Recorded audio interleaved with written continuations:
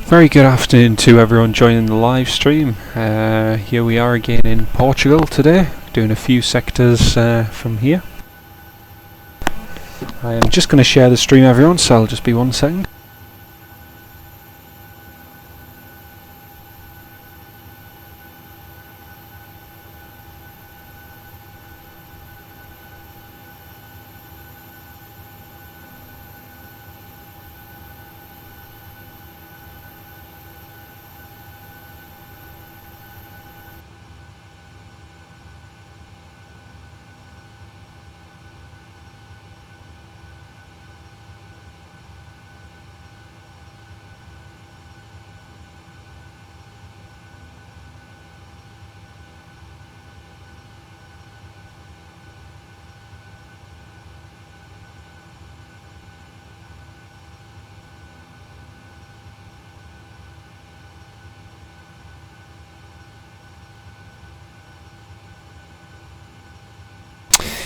Ponta Delgada, yes, that is in the Azores, so we'll be heading over to the Azores, back to Lisbon, and then heading north to Manchester. That's the idea for this afternoon.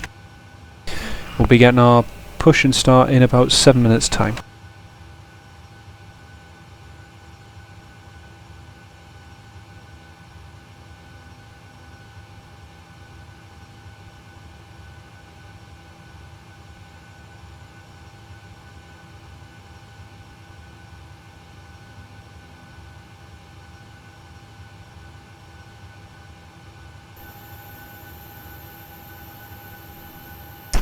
We've also got a bit of ATC this afternoon. We've got, I think, Lisbon Centre on, so we'll contact them in a minute and get our clearance to head away.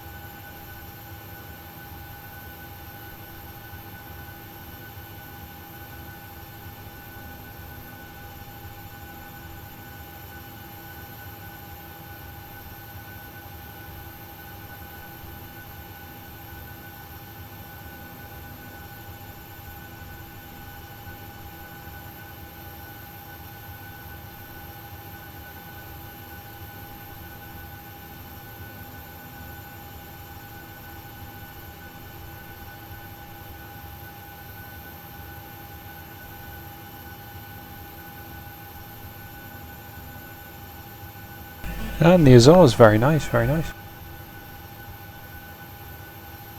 Right, I'm just sharing the live stream. Going to go and get clearance, and then we'll head off. Oh, excellent. Hola, ¿cómo você está?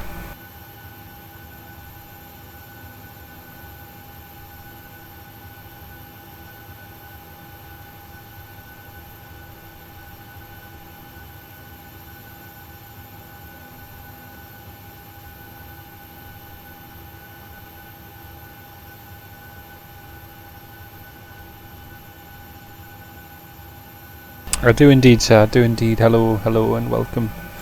Welcome on board, everyone. To Ben. I've forgotten a lot of it over the years. That's right, that's right. Okay, folks, I'm going to get clearance now, so I'm just going to contact ATC and we'll get ready to go to Ponta Delgada.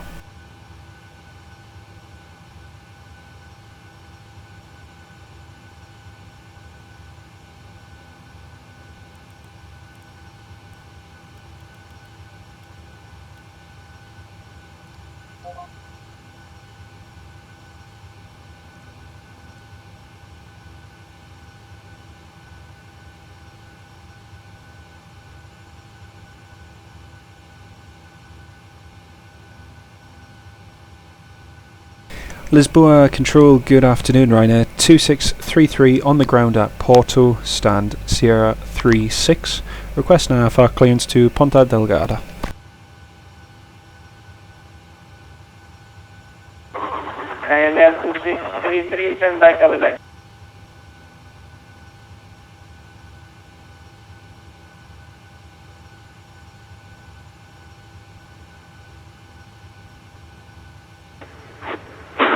Easy, Marina 3 Mike uniform, top of descent. Ryanair 2633, clear to Ponta Delgada via last 7 whiskey departure, squawk 4751. Clear to Ponta Delgada, LAV per 7 whiskey departure, squawk 4751, Ryanair 2633. Easy Ryanair 3 Mike uniform, descent 5 level 33, correction, descent 5 level 240. Easy, Marina 3 Mike uniform, say again, it's on flight level. Easy Ryanair 3 Mike uniform, 5 level 240. Easy, Marina 3 Mike uniform, 240, thank you. Coming up 7722, contact, we shall approach 109 decimal 6.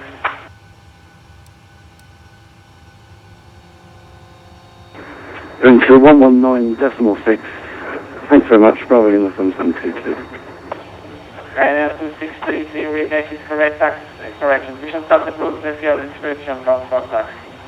Okay, push and start approved, and just confirm taxi discretion report ready, 2633. 2633 approved. Thank you.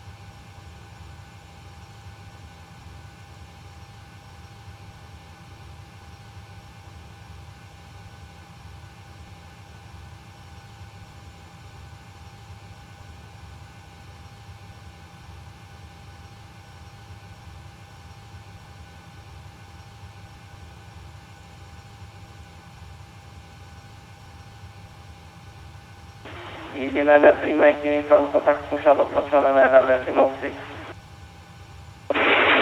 Easy, Marina 3 Mike uniform, 119.6, hold on.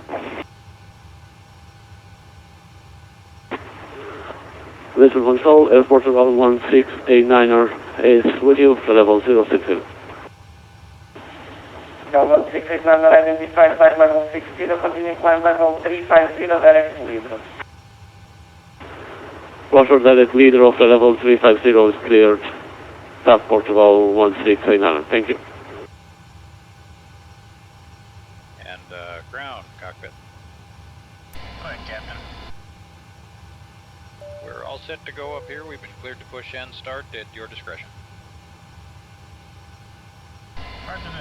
Visual control with our easy 108 Sierra. We are now descending to flight level 240, passing flight level 370, outbound, shifting do posto do waypoint que seguimos agora. Easy 108 Sierra, muito vazado, squawk 4735.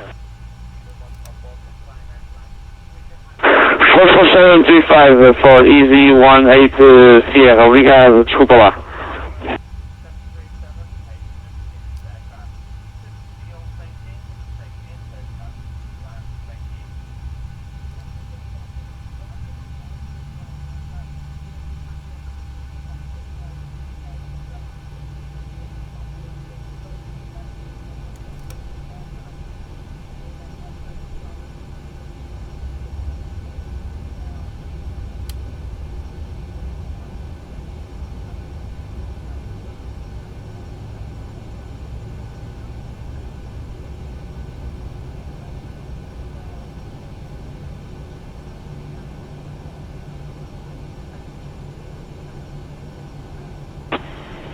Easy 108 Sierra, squawk 4735, 4735.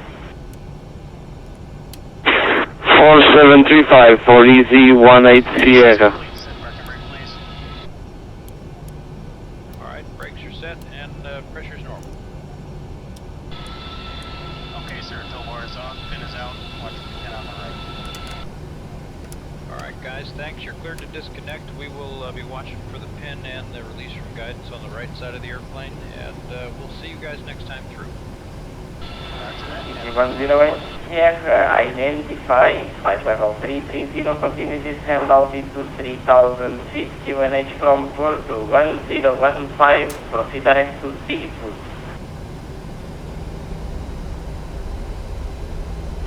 Continue to descend to 3000 feet, QNH 1015, and proceed direct, say again, please, for Easy 108 Sierra.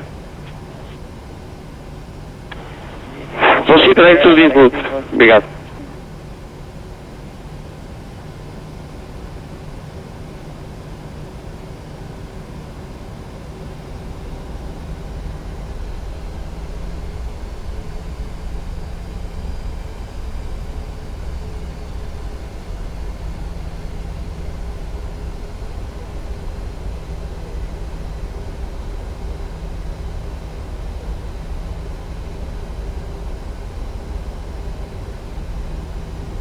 Lisbon, Ryanair 8082 with you flight 340. Ryanair 8782, Lisbon control alert, squawk 4750.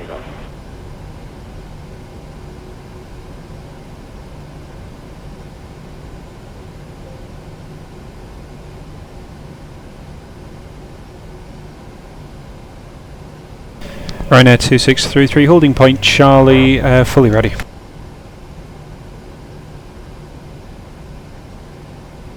Ryanair 2633, wind from 4330 degrees 6 knots, runway 35, clear for takeoff. 35, clear for takeoff, Ryanair 2633.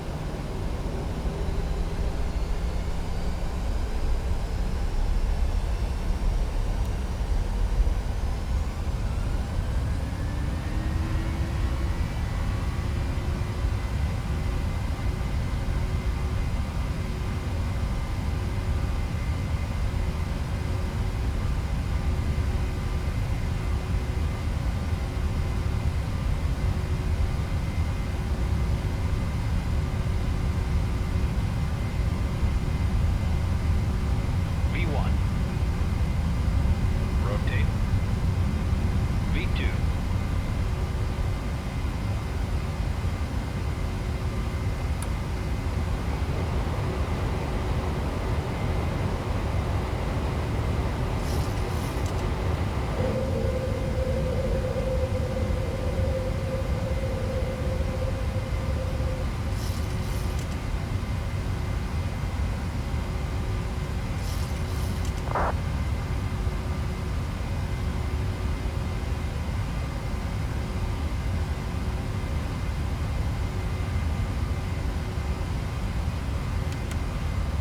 Ryanair 8082 proceeding directing NAFTA.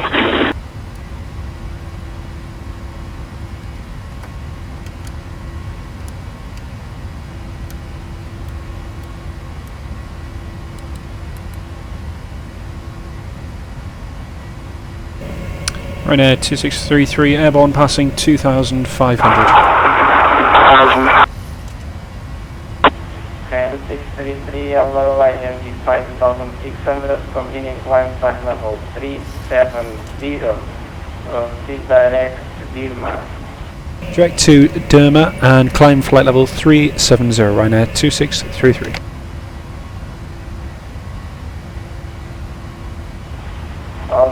All stations of the frequency. Lisbon control is closed from 122 decimal 8. Have a nice flight. Bye bye.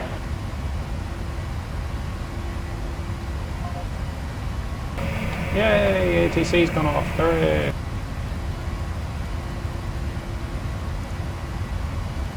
So, going all the way up to 37,000 feet. Got a nice little shortcut.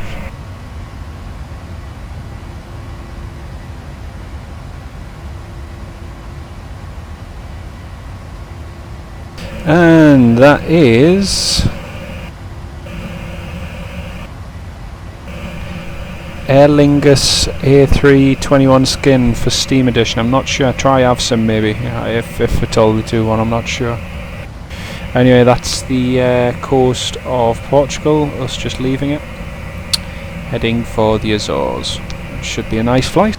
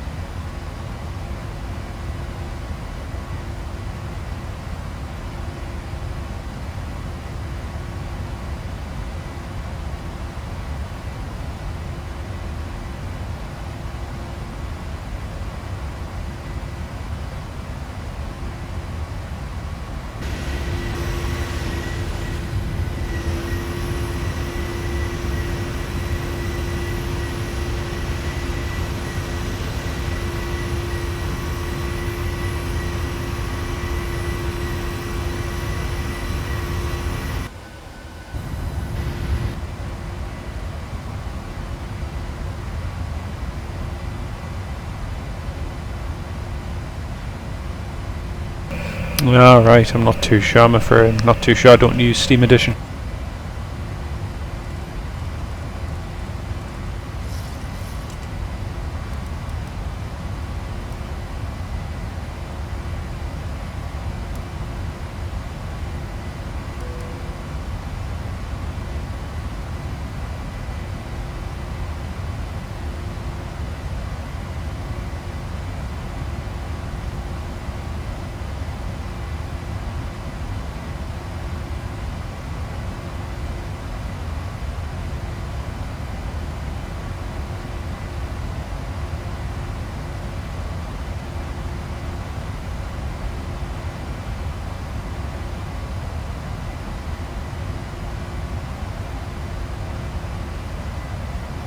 Yeah, EasyJet had its first A320neo delivered on, well, just last week in fact. So they've got the first neo now, which is good. But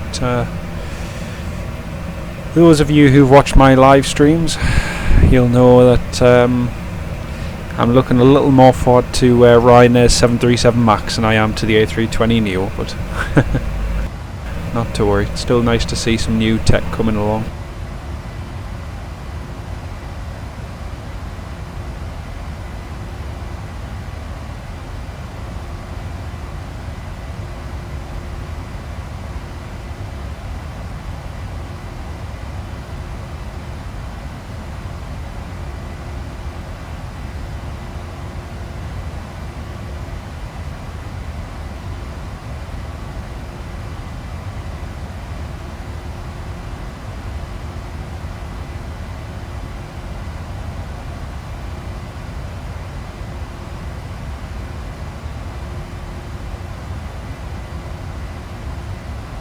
The first A321, I think, the first Neo they're getting is going to be 2019, and I'll be very interested to see how they're going to utilise it, because when you look at the likes of Norwegian with their model, Norwegian are deploying the 737-800 and soon the 737 MAX on transatlantic routes, likes of from Edinburgh, Belfast and so on, across to New York and to America. So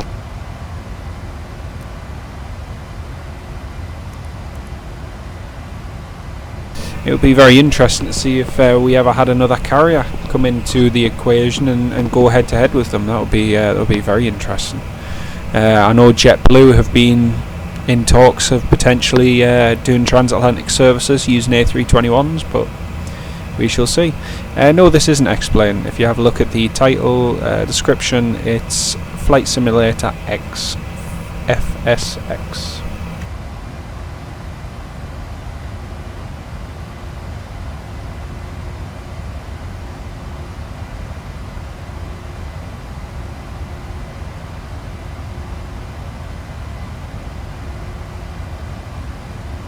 Ah, very nice. When was that, and what plane was it on?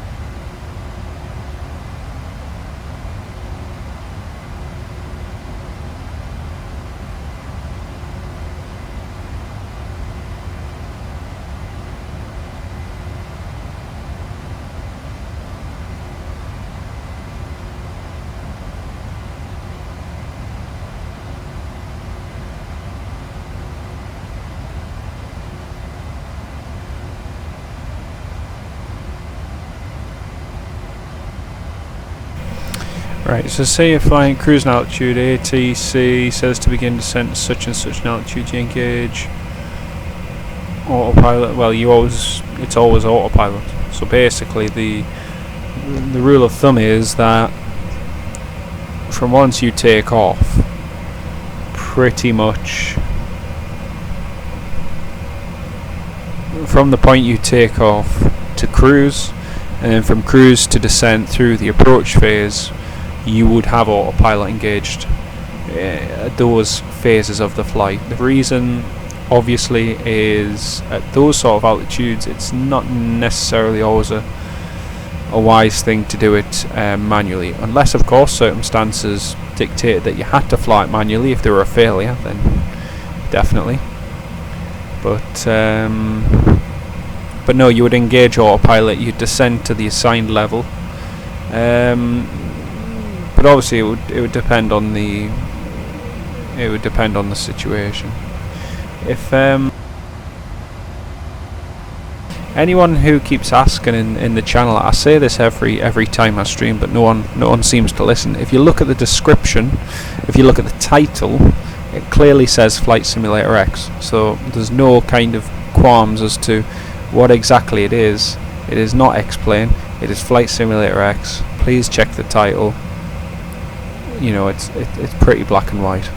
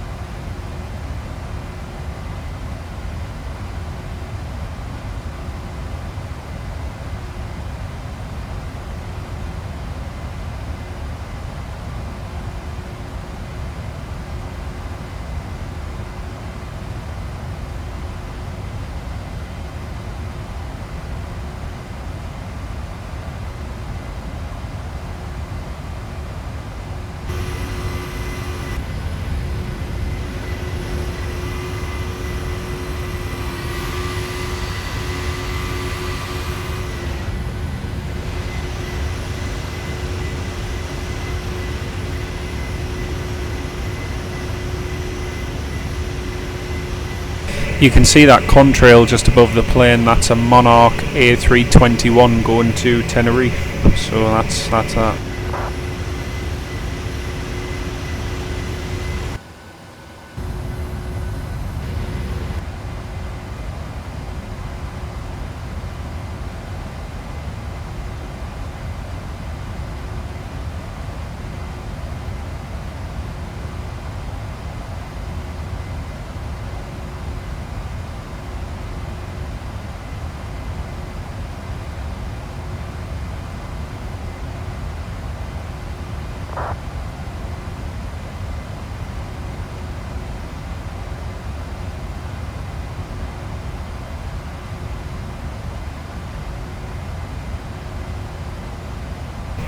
Excellent, very nice, very nice.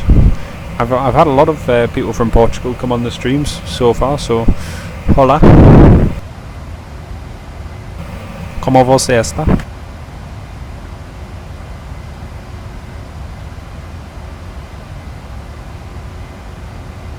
Yeah, I thought it was an A321. I just had a look. Turns out it's an A320. Ah, from Poland. Dzień dobry, cześć. Siema, jak ty się masz?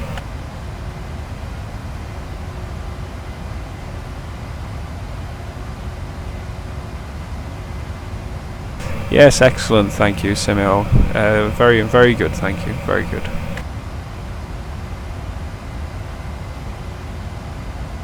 Excelente, to dobrze.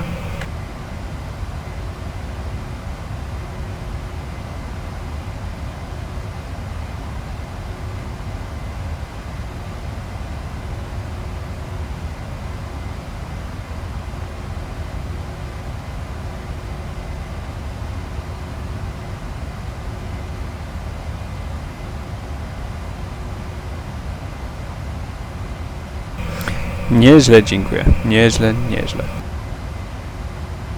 Are you right in assuming that ATC, given altitudes, override approach waypoint constraints? Yes, that's correct.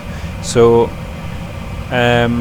usually the controller will try to get you a descent profile that follows the descent path, if it were, so that you've got a continuous descent in line with what your flight management systems tell you.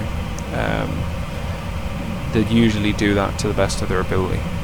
It's never usually been an issue.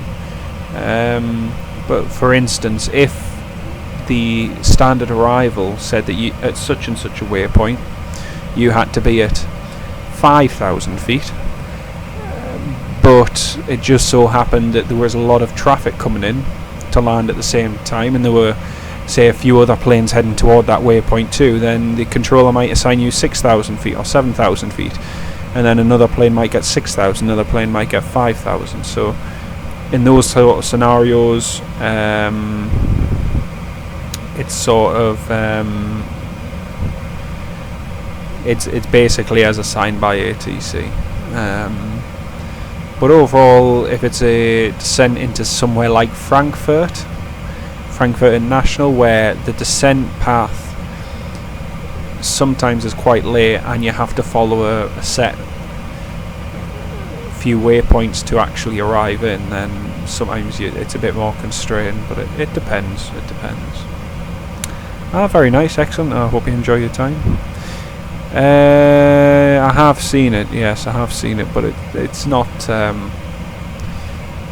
my cup of tea. But I'm happy with this. It works. I've got no problems with it. So yeah, you could be my co-pilot. Yes, well, you need a lot of qualifications for that, you know. John Smith, hello, good afternoon.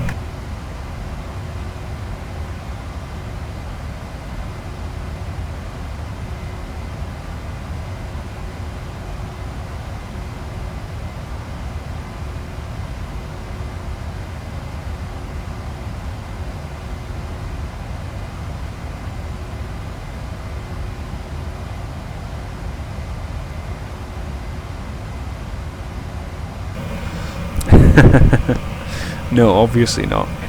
Every plane has its limits.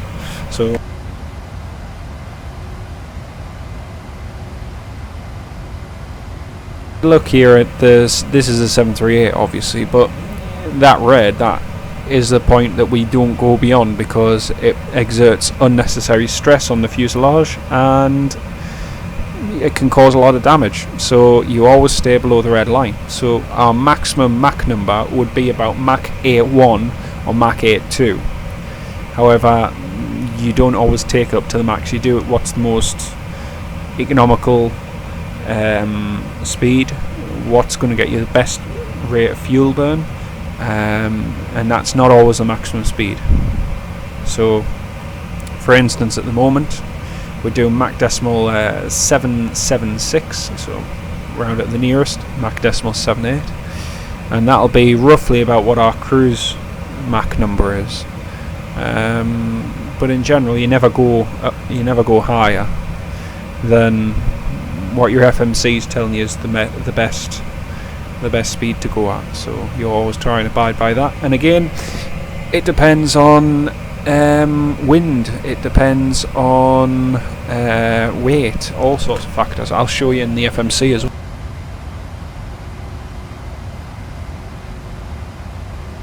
As you see, our target speed is Mach decimal 775, and that means when we arrive at Porto Delgada, it leaves us with 3.4 tons of fuel. So that's the most economical speed.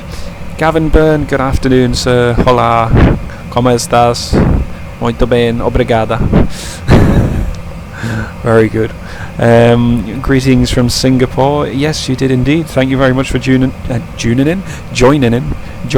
June. Thank you for that. Adrian, thanks for confirming my ideas. Suddenly was assigned altitude that violated constraint, and that got me assuming. Yeah, that would be the reason. If you had other traffic in the area, and if there were other conflicts, then that would automatically be the reason why.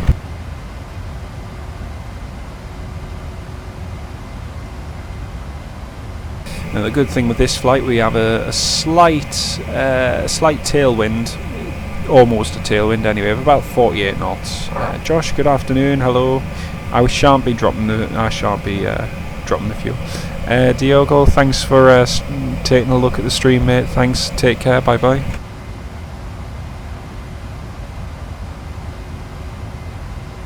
Would I fly the 737-200? Indeed I would. And I've flown on board a 737-200 with Air Malta many years ago, from Glasgow to Malta, on one of their old rumbling 200s. Amazing sound. Beautiful plane. Beautiful plane.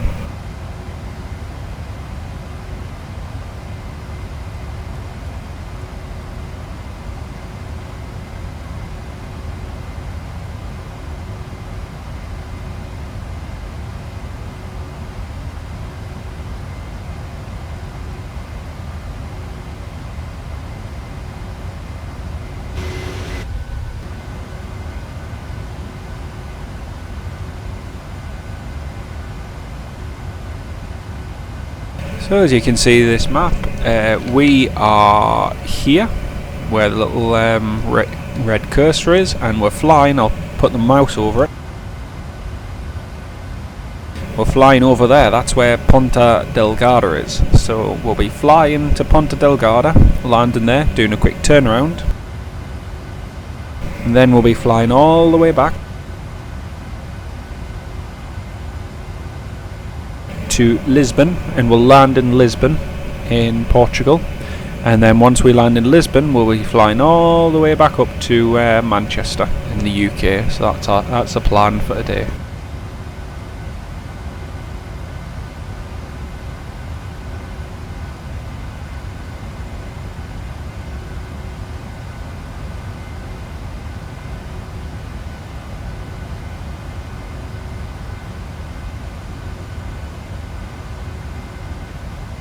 Very nice, very nice.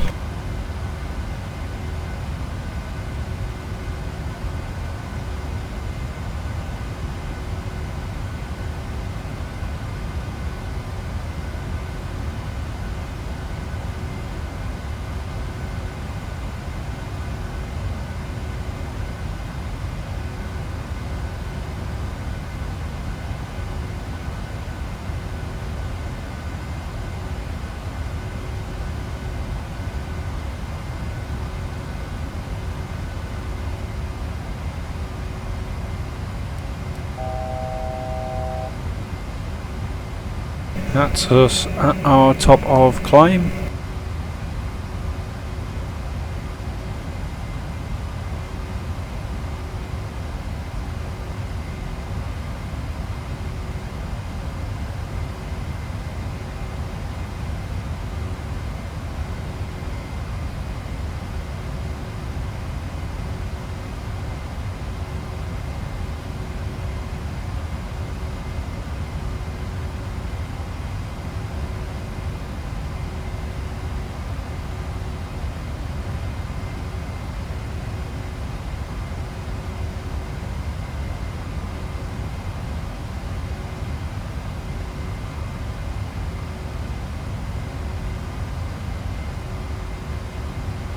Well, the climb is, so basically we have the plane in VNAV mode, and that takes us up to our assigned level, and yeah, as I say, it gives us the best rate of climb, best speed, with the best rate of fuel burn as well, so always keep it in VNAV.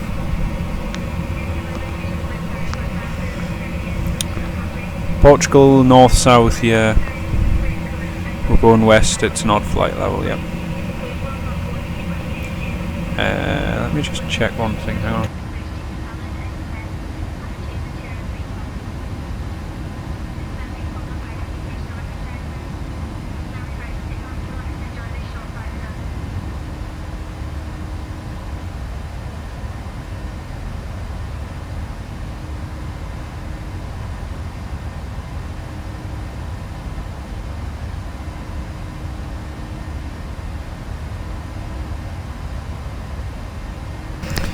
I was always taught that west is best, and this is in terms of the flight levels, west is best, east is least. But noticeable thing nowadays is that it doesn't always on westerly and easterly flights. Sometimes you'll get an aircraft doing flight level 410 instead of 400, but again, depends on the routing, it depends on the traffic, so it doesn't, to my mind, it doesn't always stick 100%. So yeah, it's funny, but generally they apply the rule. But, yeah. Do you engage full flaps on landing? Reason. Get a constant buzzing sound that I can't. Yeah, but are you? When you say that, are you talking with reference to the A320? Are you talking with reference to the 737-800? Nope, definitely not a real world pilot, 100%. And for landing, yes, you do need full flaps, but, and I'll say this before everyone starts bombarding the chat, all of the expert know-it-alls, but before everyone does, it again depends on several factors. So it depends on your weight, depends on the wind speed, wind direction, the landing runway, loads of factors. So if I was a little lighter at the moment, and if we were landing into a nice steady headwind, then I could get away with not having flaps full. I could get away with having flaps maybe 25 or 30. So, and I'll show you how. So if I click on the initial reference page,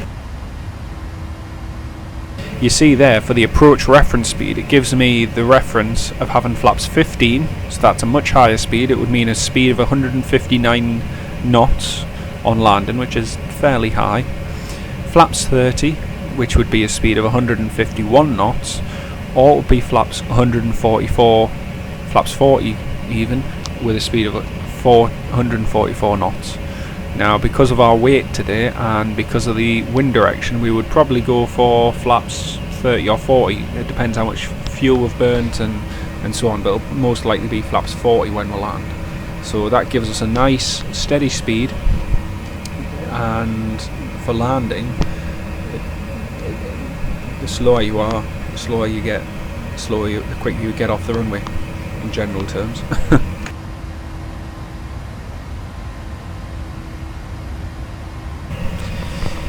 Yeah, I'm not too sure. I mean, it's that long ago since I flew the Airbus. I just fly Boeing, so yeah.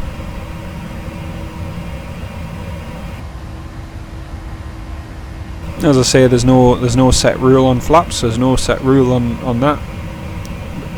Again, it's just taking all those factors into consideration. What's the weight? What's the wind speed?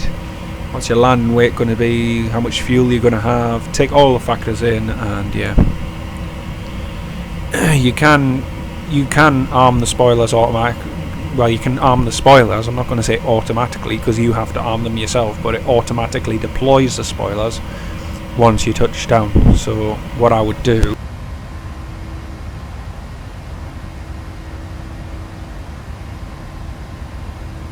as you can see, our speed brake lever at the moment is in the down and detent position, so it's down, it's detained, it's not going to move anywhere. But when we land, what I'll do is I'll press a button on my joystick and that'll move it up to the armed position, and then as soon as we touch down it'll move from the armed position to full spoiler, and that'll kill the airflow on the wing and slow us down. So yes, they deploy automatically, but only once you put it into the arm mode. So yeah.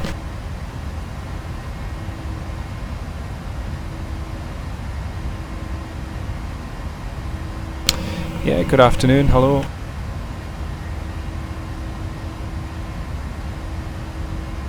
I'm running an AMD CPU. This is a brand new computer I got just the other month. So it's 6-core AMD, 3.4 GHz processor, 24 gig of RAM, 1 terabyte hard drive. What else? AMD processor, AMD graphics card, but I'm using a dual graphics card setup, so I've got an EVGA one, and I've got a spoilers. Just think of this: spoilers. They're referred to as spoilers because they spoil the airflow over the wing, but people call them air brakes, but really they are spoilers because they spoil the airflow on the wing and help you slow down. But air brakes, speed brakes, yeah, pretty much. But yeah, that's the PC specs. I am going to have to put them in the description, I think, because everyone keeps asking every time.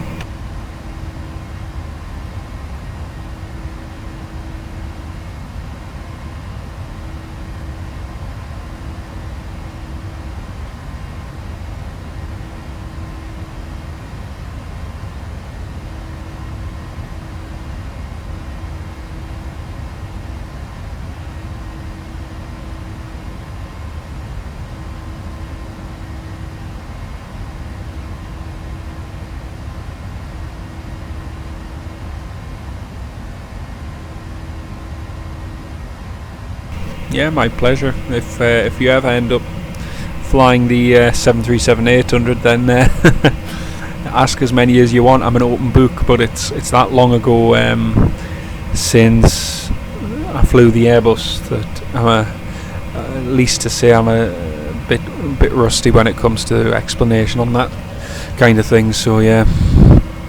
99 Carnot, good afternoon, sir. How are you? Thank you very much for that. It's easiest way of explanation, I think. Oh, brilliant! Mac Mini with HD, excellent. That'll be good. That'll be good. Are you going to get Flight Sim up and running on that, mate?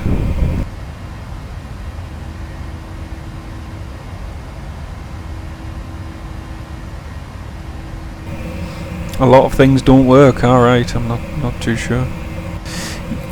I was about to ask, can you run FSX? You may perhaps be able to run, I'm not sure, Prepare 3D maybe, or Explain, or I don't know.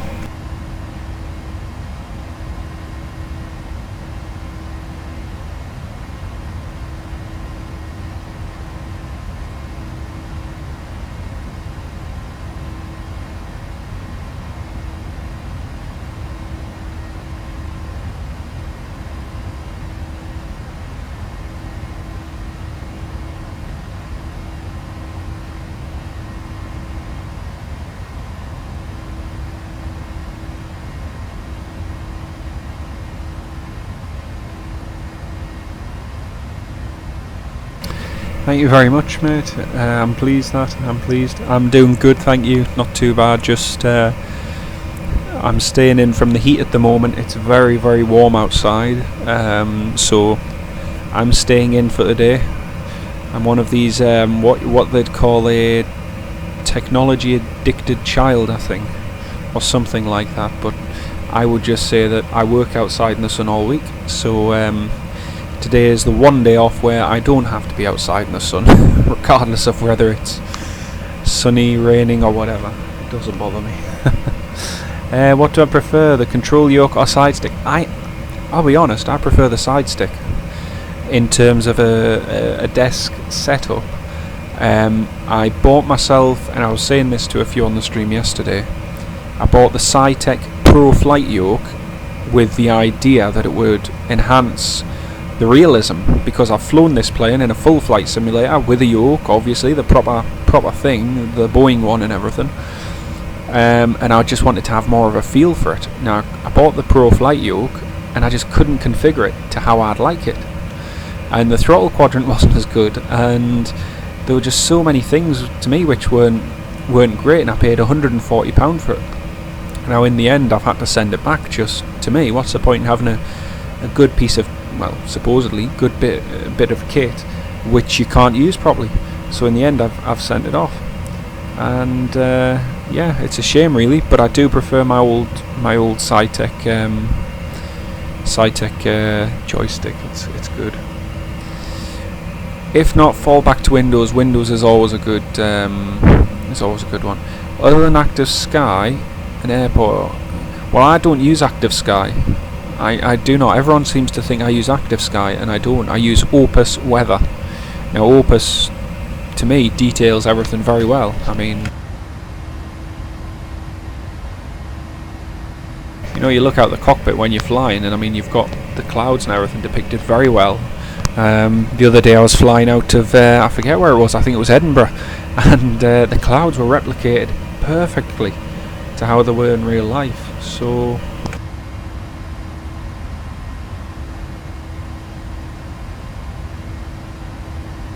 no, everyone seems to think I use Active Sky, but I don't. No, it's Opus Weather. Opus Weather. It's very good. It's very simple. I tend to update the weather once every hour, or every 2 hours, and it's great. It's great. Good on frames and everything. Let's have a look.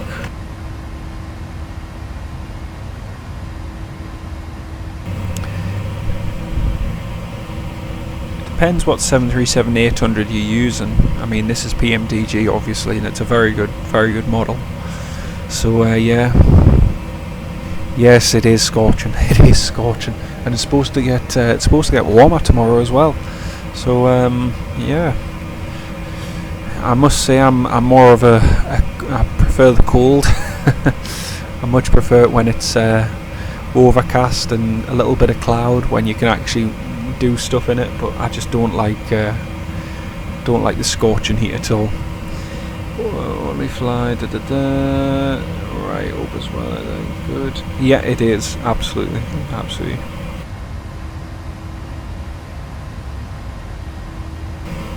Thank you very much. We should be landing in 1 hour and 30 minutes. I hope that FSX doesn't crash either. I had an embarrassing one the other day where, in fact it was yesterday, if you have a look at my stream yesterday, it's split in 2 parts. It didn't crash, but the internet went off. I couldn't believe it, the internet went off. I think I either knocked a wire or it went off at the mains, but I'm beginning to think I knocked the wire by accident. So I had to divide the stream into 2 parts, but thankfully it wasn't at a crucial stage of the flight, so we were just in cruise. Lost a few viewers, but yeah, it wasn't too bad. Everyone was very they accepted my apology, which is good. Yeah, same Gavin, same. I much prefer the cooler climate, which, to be honest, when you're living in the northeast you become very accustomed to, but then when we suddenly get in our words, a heat wave, then it's unbearable. Oh dear, not to worry. Remember when you landed in Orlando, 11:30, the wave of the heat? Yeah, I can imagine. It's the same every time I fly to Malta. You fly down to Malta. If you're flying from Edinburgh or Newcastle, you're either in a jumper or it's lashing down with rain or cold or something like that. And then you arrive in Malta, usually to bright sunshine, and they open the doors and it's boom, this wall of heat hits you. It's I've got to say it's nice in those sort of climates when you're going on holiday, but I don't know, just for working in, I'm not keen in it. Not keen in it at all. Hello, good afternoon, Stephen. Excellent. What particularly do you particularly use on flight sim? Is your flight level 370? Indeed it is. It's 37,000 feet. Correct. As you can see, got 37,000 displayed there.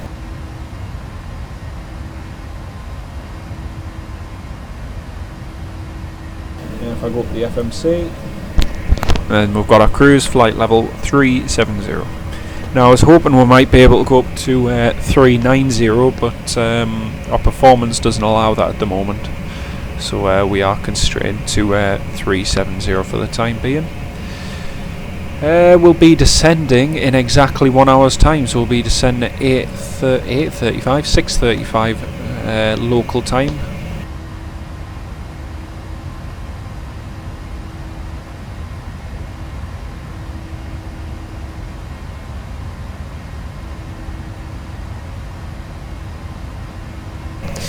Yeah, same. I'd rather, to be honest, I've always said with colder climates you can wrap up for them.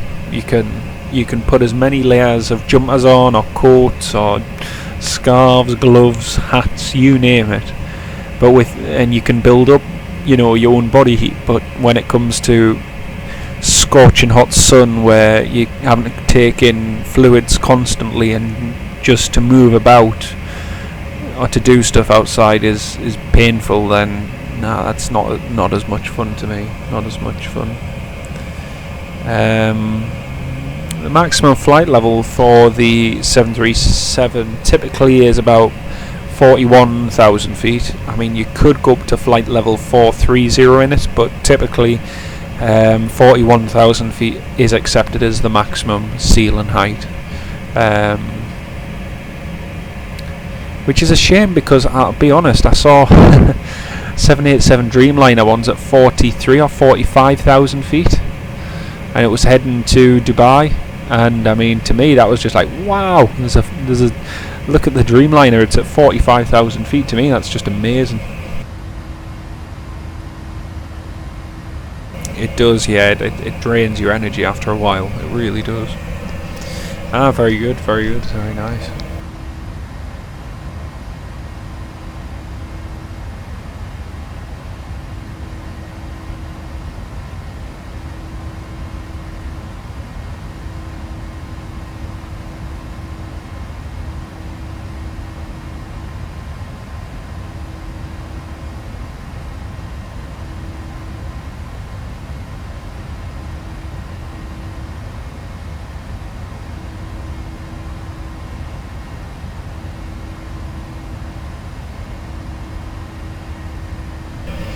Well, I think it's just what I've just said, which is 45,000 feet in a 787.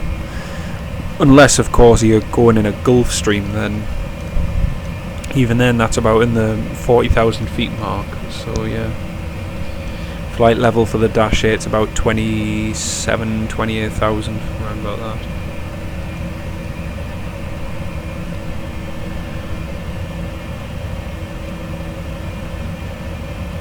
Oh, excellent. ILS landings, yeah. It'll get a point where you won't, well, I'm not going to say you'll dislike them, you appreciate them, but yeah. Just for register, that's excellent, excellent. I shall have it ready for you imminently. I'll hopefully get it done next week, so fingers crossed then I'll get it done next week.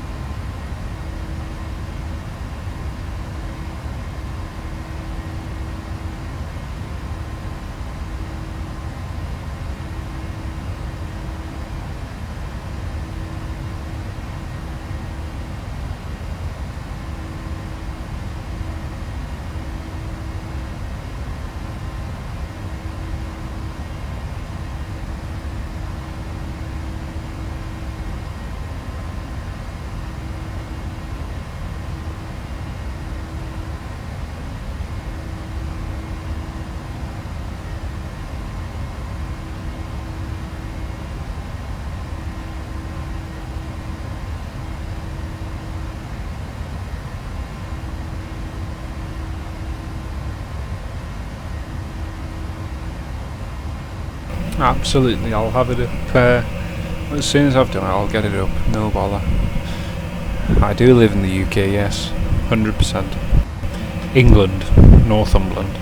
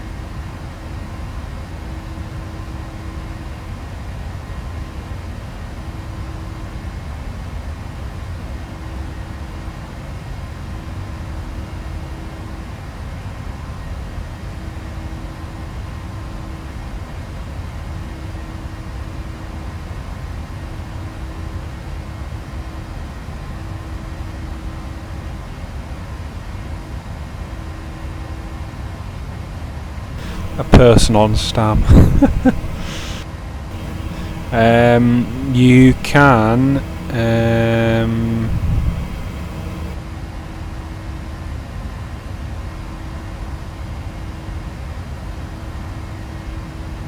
you can press the share button, so you can share that, or you can copy and paste the link and send it to someone.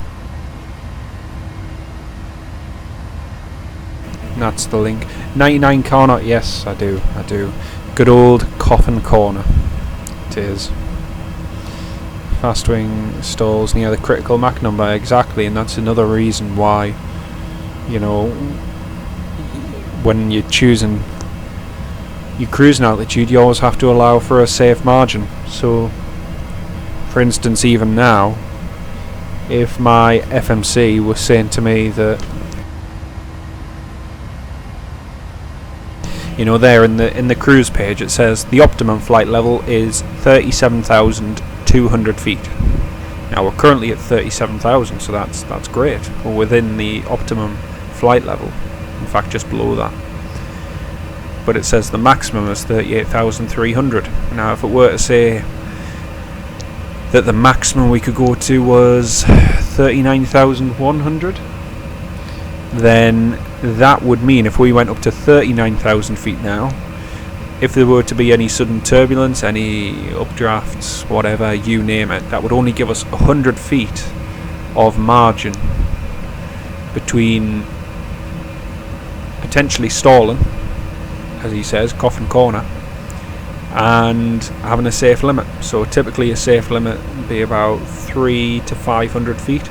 So if it said the maximum was 39,300, 39,400 feet, then yeah, that would be a safe enough margin to potentially counteract any updraft or turbulence or anything that could go wrong potentially at that altitude. But it's like everything, it's having a safe margin that you have to work with.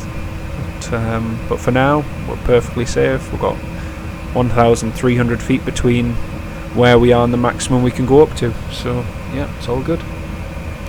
Yeah, good old thin air. Wouldn't work for the Mac. Ah, right, I see. I wasn't too sure if it would.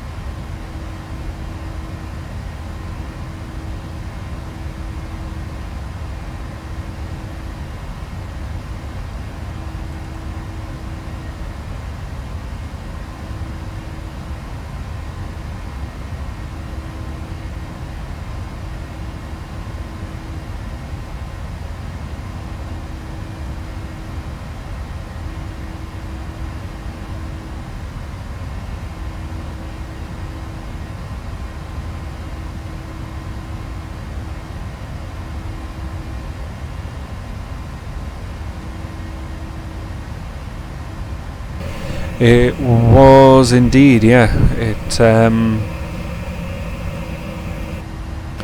It got into that area, but I think when you look at that situation of the Air France as a whole, it was a whole load of factors that contributed to that accident.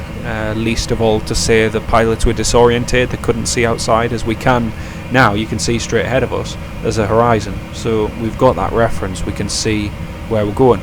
We have our backup instrument here, which gives us a good idea of if we're straight and level, and that's going off in an auxiliary input. So they had certain references, such as the standby ones, that they could have referred to, but they never did. Instead, they relied on their primary flight displays, which were giving them faulty data. One was given one data, one was given the other data. And unfortunately, the actions of the first officer, it should have all been handled by a more senior officer. Could it have changed the accident? I don't know. You can't judge. We can't sit there and say, well, had the captain had control, perhaps things would have been differently. Unfortunately, it was an accident where there were a lot of issues that came to the fore, and it's a case of whether or not the industry is willing to adjust and put the training in place, and if measures need to be taken, then put them in place also to avoid that happening. But there were a lot of things that contributed. It's the same with a lot of accidents. In a lot of cases there's more than just one single factor, but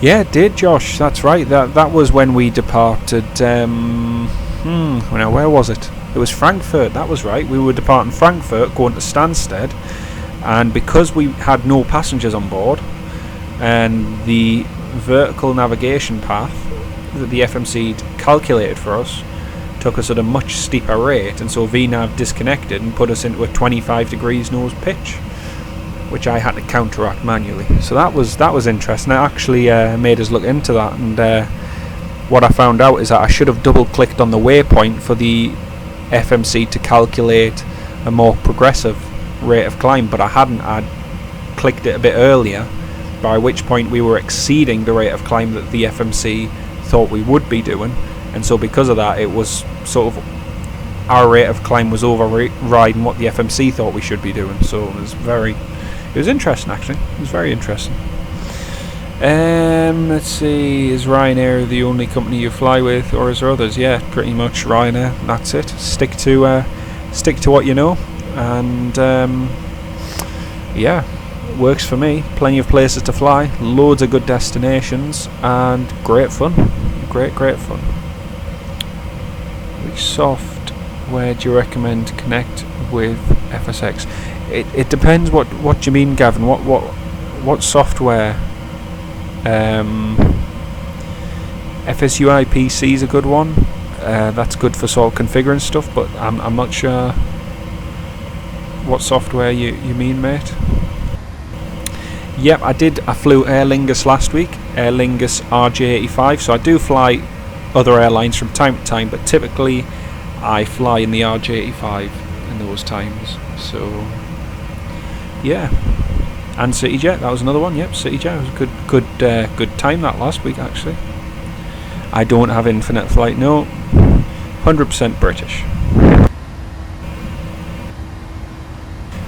Thank you very much, mate. It's an amazing as you appreciate 99 Connor, I've watched some of your videos where you've done the ones where you're clearly explaining the working of the engines and the different types and so on, and to me I find that interesting because I'm not massively mechanically minded. My brother is, my father is, but I'm not mechanically minded, so it's amazing what you can learn in all sorts of different walks of life, and it's what makes the industry unique and special, to be honest, and put that all together, and it's what we have today, so it's good.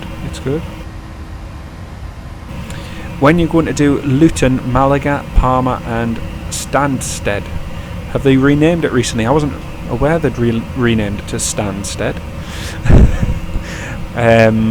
It's funny you should ask, Joe, because I was just thinking to myself before if I could fly to Luton, because I really want to fly to Luton soon. So I will fly there eventually. I'm not sure when, but I will get there. Keep an eye out for the schedule. I'll get it in eventually. We are heading back to the UK now. So after this we'll head back to Lisbon, and then after Lisbon we're going to Manchester. So we'll be in Manchester tonight and do a few flights from there. And yeah, we might end up in Luton the next few days. Have you ever done a shared cockpit? I have, yes, and it went terribly wrong because my internet speed is, when it works, is very fast, and my friend's internet speed was not very fast. So whilst I was taking off, he was still in the ground, and when I was landing, he wasn't at top of descent. So in the end we kind of gave it up. So yeah. On the Vatsim software, it's asking you to download a software program. Right, yeah, no worries, mate. It depends, because I'm just thinking the only thing you'd need is FSU IPC. I think that is all you'd need to sort of get it up and running. It needs Java, I think. I can't think of anything else. No, it's not FSX Steam, it's just the regular boxed version of FSX. Good day, mate. Good day. Greetings from Brazil. Hola. Yeah, I got my Flight Simulator X off eBay, so the disc version off eBay.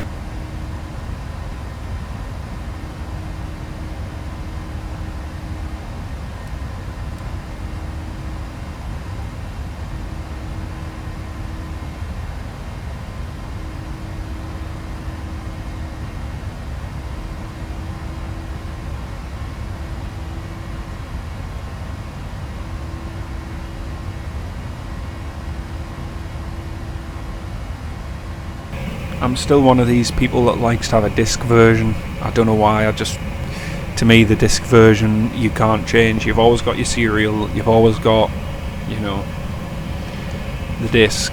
I've got all my old FSX ones in a cupboard with all the old, well, all the add-ons and stuff as well, so yeah.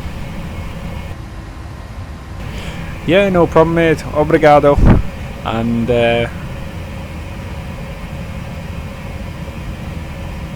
if you have any more questions, Gavin, just drop us a message, either on Twitter or whatever as well, and I'll try and give you a hand. But take care, mate. Flying the cockpit and prevents you from eating a jam sandwich. Well, no, because you say jam sandwich and I would say jam and peanut butter sandwich, so my mother wouldn't be providing me with that, no.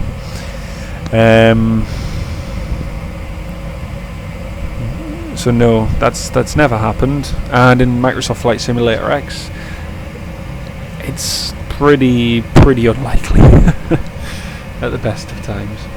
How much longer on the flight? 1 hour. 1 hour to go, and we'll be landing.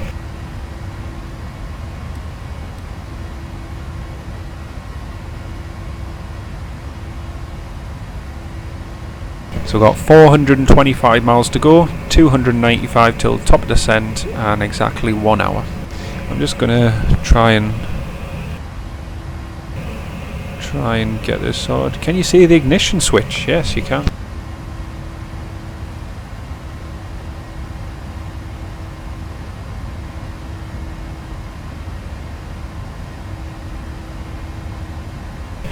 That's ignition. So the ignition is currently off. So typically for cruise you would have your ignition switches for off, but once you go below 10,000 you would usually have them on continuous, usually. So yeah, we are at 37,000 feet.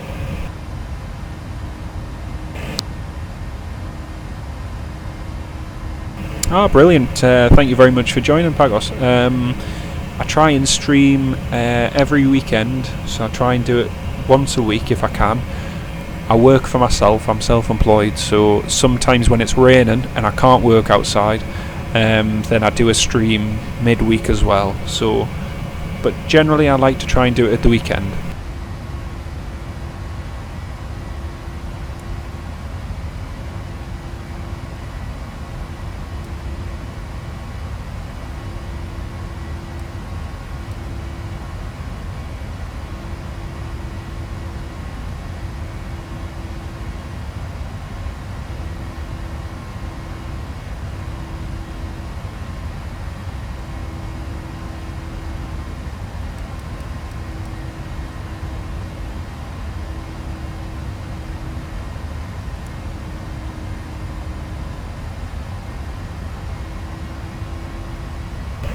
Yeah, that's right. A lot of people do, but I was taught that you would only keep it in continuous mode above 10,000 feet if it's still raining. If there's rain, if there's icing, if the temperature is, what was it again? If the temperature's below 10 and there's rain outside, then you would keep it on above 10,000. But once the rain's dissipated, then you just turn them to off. But as standard, when you're coming down, you'd have them on below 10,000 feet. So yeah. Ah, very good, excellent, excellent. 33 years, goodness me, excellent, very good. I work for myself, yeah. So I am my own boss. I work. So I do gardening, window cleaning, loads of different things, loads and loads of them. Ever had major TCAS warnings? Yes, loads.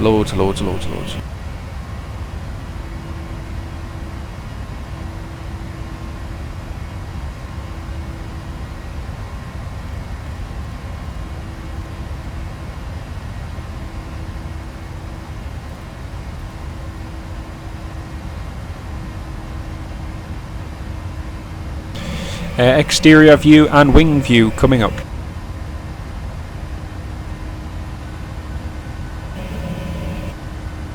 Well, there's one you didn't expect. There's the world view. So, we are there. We took off there, just where the mouse is, in Porto. Flying all the way across here to Ponta Delgada, which is there. Going to land at Ponta Delgada and fly all the way back to Lisbon, to here. And then after we land in Lisbon tonight, then we're going to fly all the way up to Manchester. So that's the idea anyway. Right, so outside view and wing view.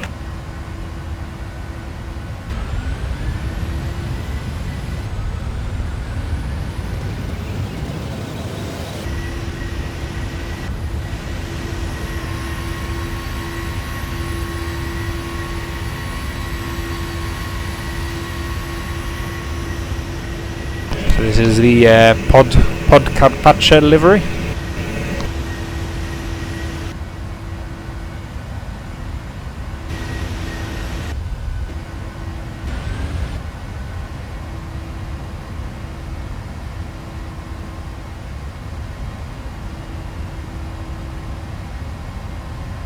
Don't know why, but for some reason it's not letting me go to the wing view. Sorry, it won't let us go to the wing view.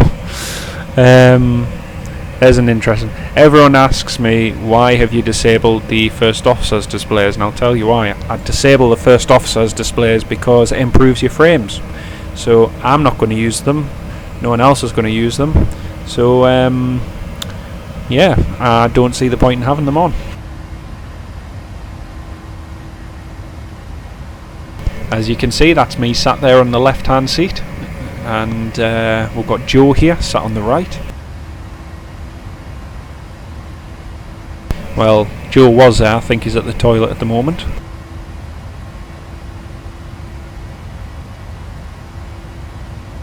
Here we have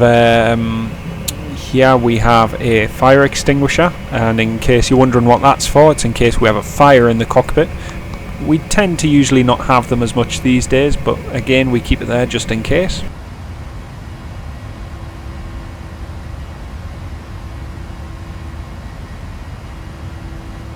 And so above this light here, just next to the door into the cabin, we have a little secret hole where we look into the lavatory when we have passengers on board, so yeah.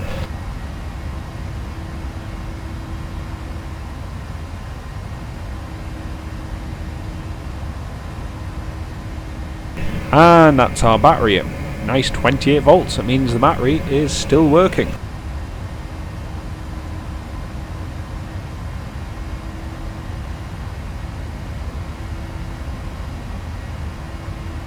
And now back into my seat where I belong.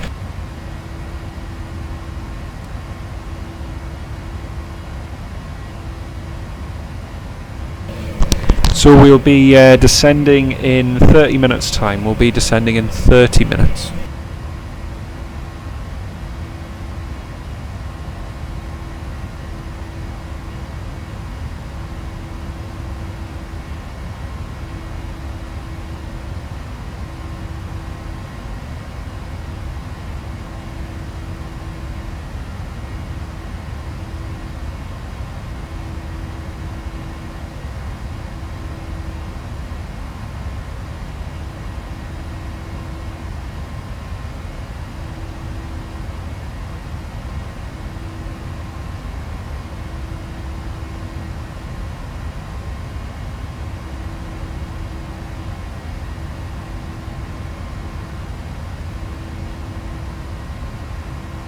Yeah, just that was a joke. That was a joke. So please don't take that out of context. It was a joke. Okie dokie. I am gonna go and get a drink, everyone. So if anyone wants a drink, feel free to go and get one. But I'm gonna go and get one and something to eat. So I'll be back in 5 minutes. Okay.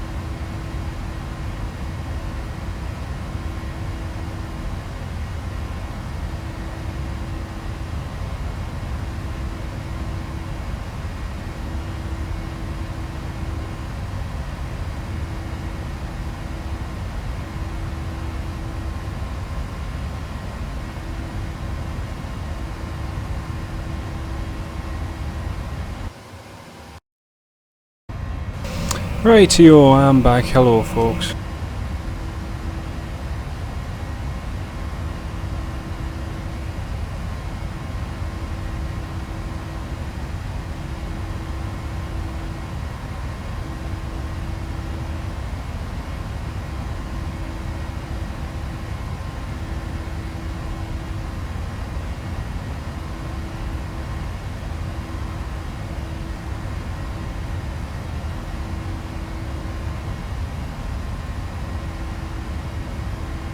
Hello, hello, hello. Bevis, hello, good evening.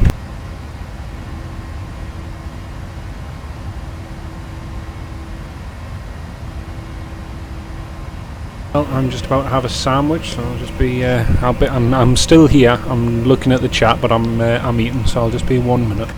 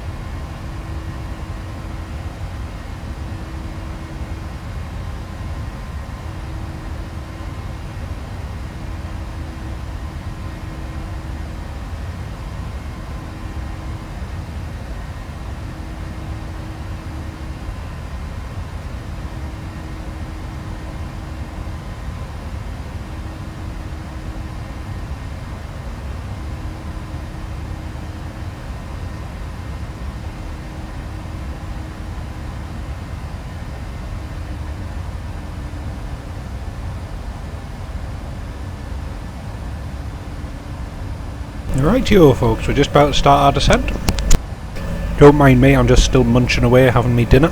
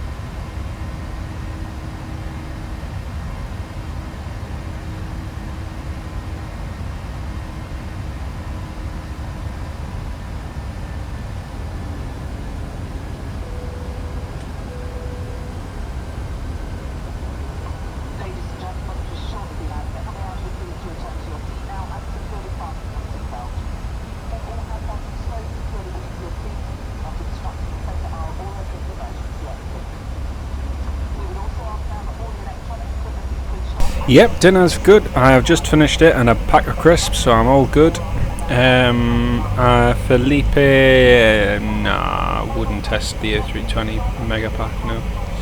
Yep, top descent, that's us heading down now, Gavin, so it won't be long. So basically we've got another couple of waypoints. So we've got our next waypoint, which is Beckin.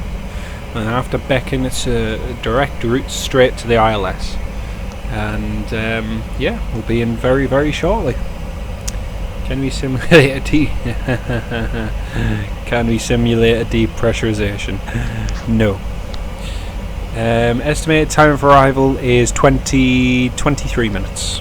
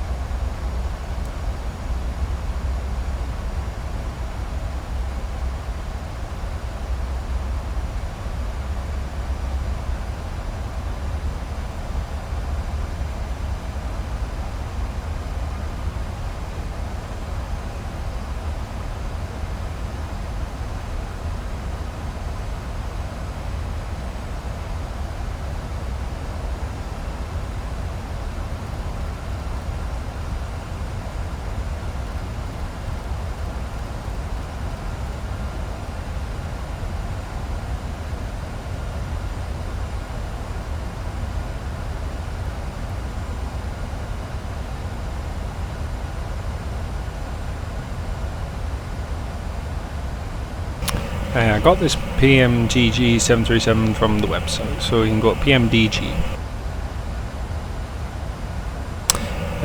The arrival airport isn't busy.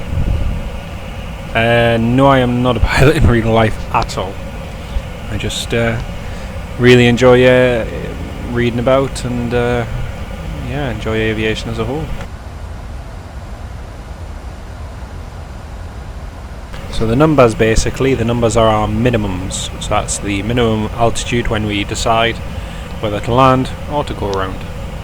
Now that's not the call sign number, it's the altitude at which we decide we either go around or we continue to land. So generally speaking, it's a good reference point in low visibility, because that's the point where if you get to that altitude and you hear the call out minimums, that's the point where if you see the runway you can continue. If you can't, it's usually a good idea to go around, or if you're doing a full auto land then you can continue. So yeah.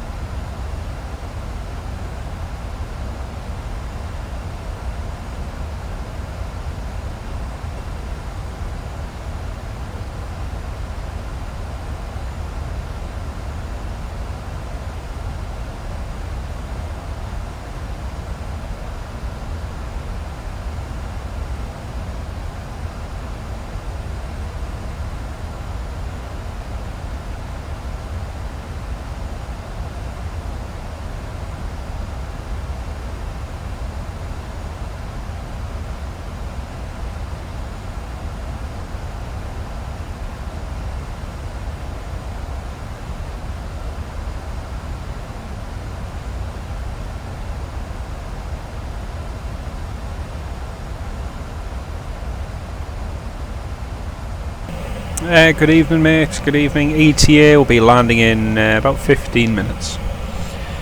Visual or instrument, we'll be establishing on the ILS, and we'll be continuing with the ILS to about 1,000 feet, disconnecting the autopilot and landing it, as always, manually.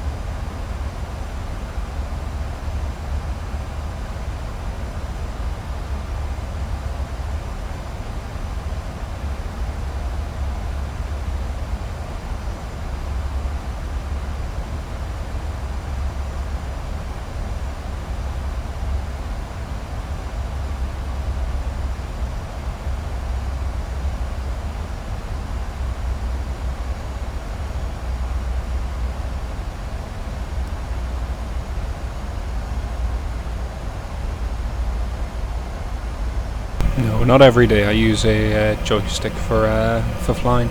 I generally try and keep the streams to a weekend, but managed to do one the last couple of days, so yeah. Thank you very much for subscribing, mate, and to anyone else too who does. Thank you all very much. The support's brilliant. Appreciate it. Appreciate it a lot.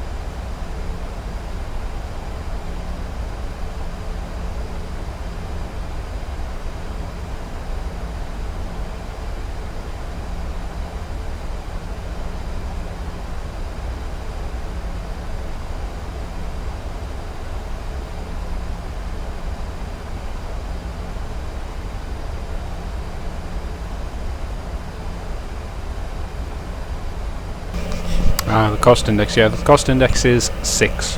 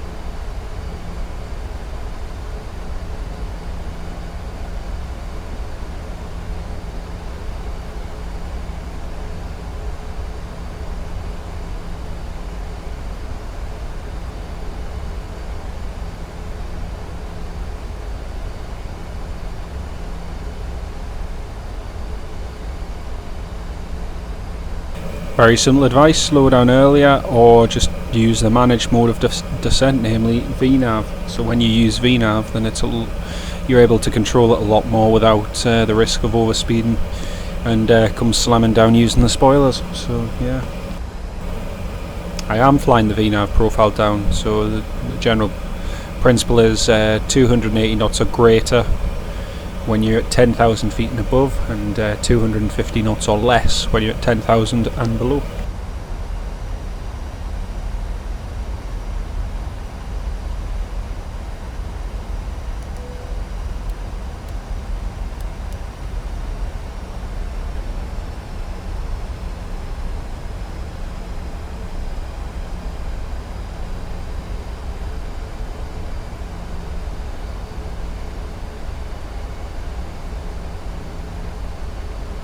So if you look in the FMC here, as you see, I've got the target speed as 320. You see there? Target speed 320. So that's the speed that I started the descent at, that the plane was in VNAV for, and so it's taken us at a speed of about 320 all the way down. So it increases your rate of descent, but as you see, your speed restraint is 240 at flight level 100 and below. So that's already all programmed, and all you have to do is just leave it in VNAV, set your altitude, which I've just done, which is 3,600 as we'll go for the ILS, and that'll take us all the way down there at a nice pace. It'll level us off about 12,000 to kill off that 320, because you've got a 80 knot difference between there. We'll lose that 80 knots between 2,000 feet, still descending though at a rate of about 500 feet per minute, and yeah.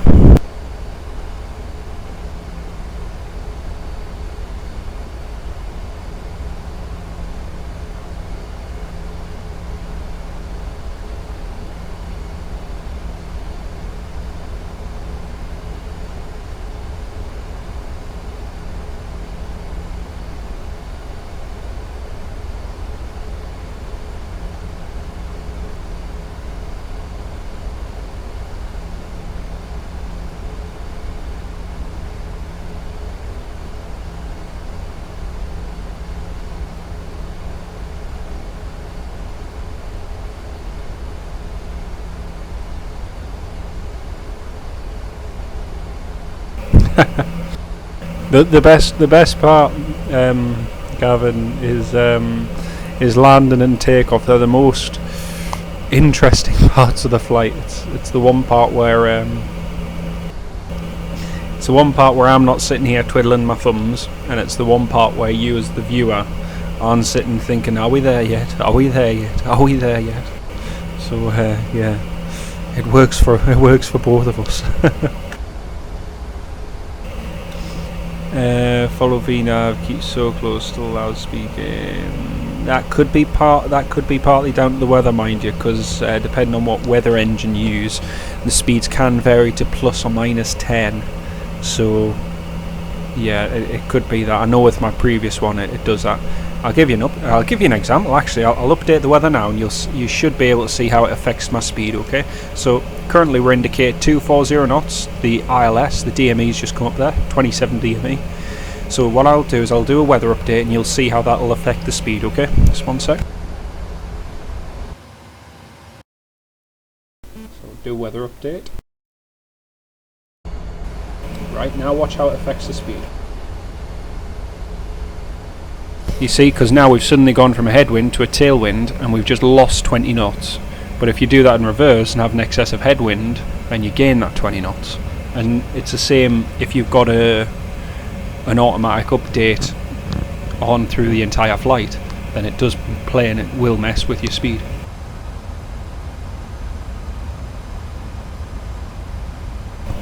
Now the plane's trying to play catch up.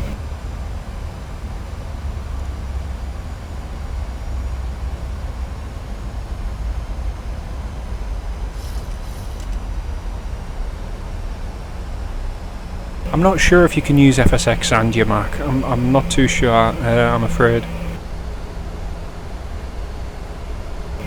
Yeah, it's a good idea, yeah. I just tend to update the weather as and when it needs done.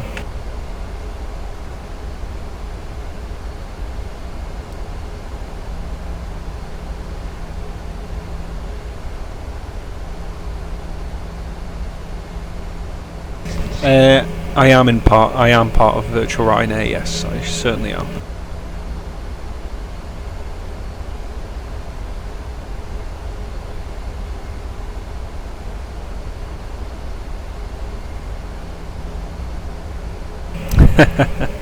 Well, it's funny because you can see how it affects the aircraft.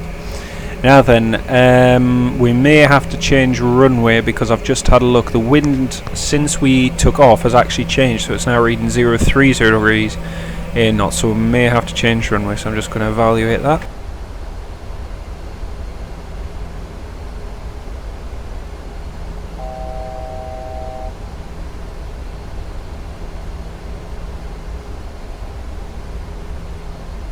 The problem in Ponta Delgada is you're very limited because at the other end of the runway is a great big massive lump of a hill. So I think we're going to continue. We've got a bit of a tailwind.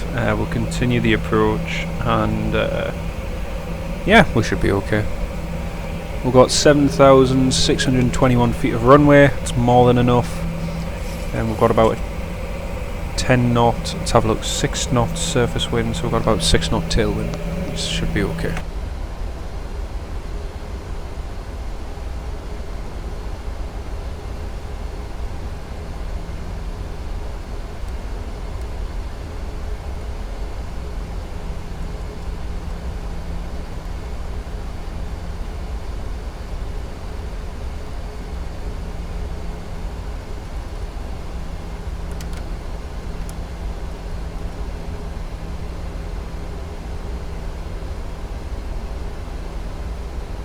Yeah, you can track the flights using Vatsim if you download it, Vatsim.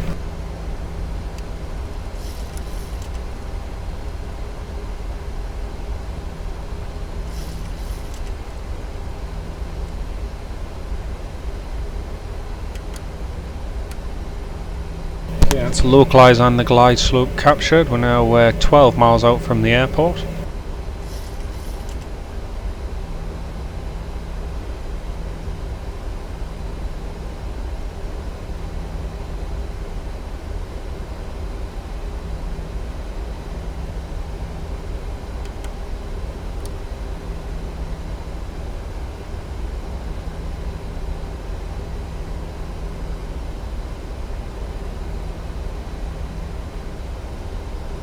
Right, that's reducing the speed nicely. Still got 10 miles to go. Speed's back down, coming back down to 160, and just passing 3,000 feet. So we are looking good.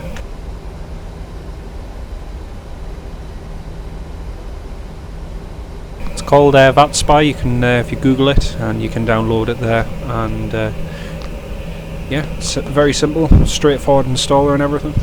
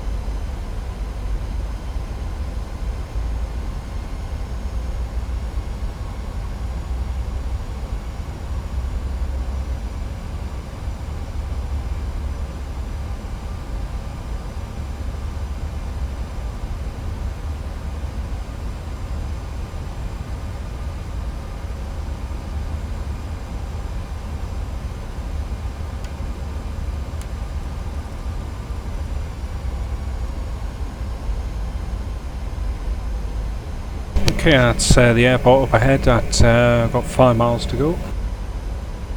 Yeah, nice and straight in. Still got a bit of a tailwind at about 10 knots, but it's no great issue. We'll just bring the speed back a little bit more.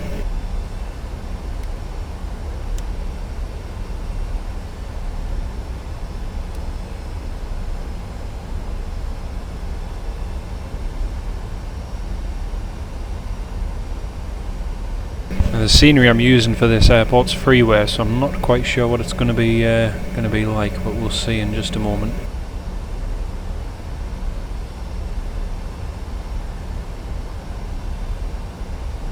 No, this isn't the final flight. This is just the first one. Still got another 2 to go.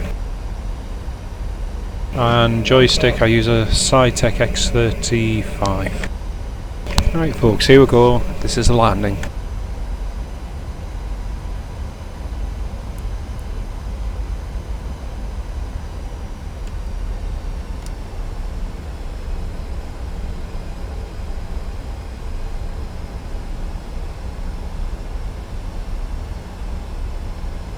Tailwind's just turned into a bit of a crosswind now, which is good.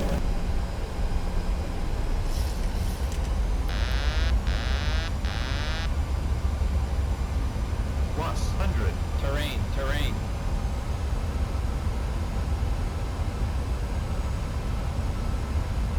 Minimums.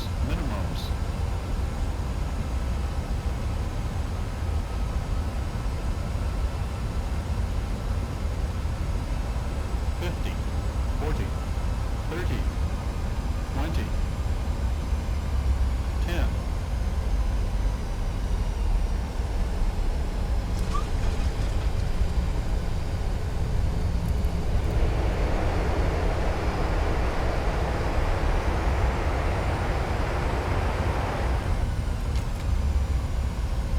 There we go.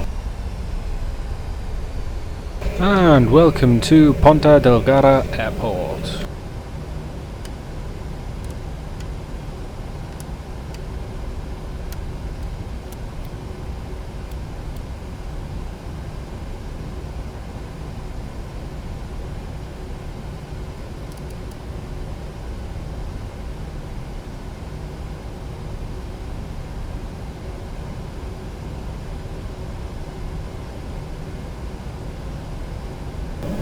KTR and just taxi on the stand.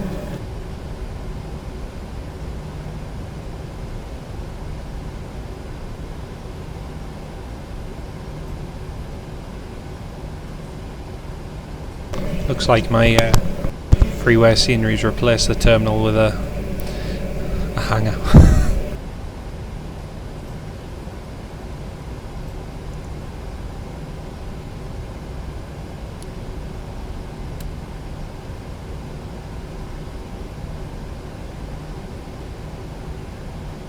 Okay, we'll park up here, quick turnaround, and then we're going to Lisbon, where I do have scenery for Lisbon, which is good.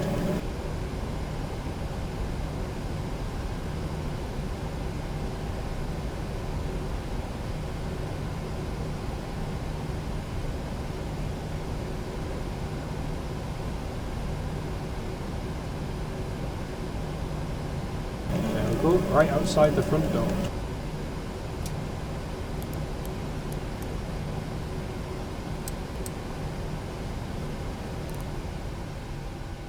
Cabin crew, disarm doors for arrival.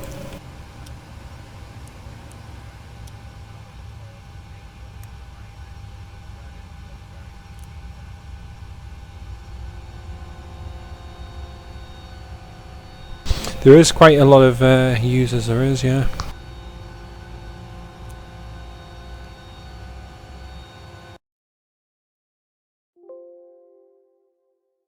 Okay, just ignore me a second, I'm just doing a quick setup.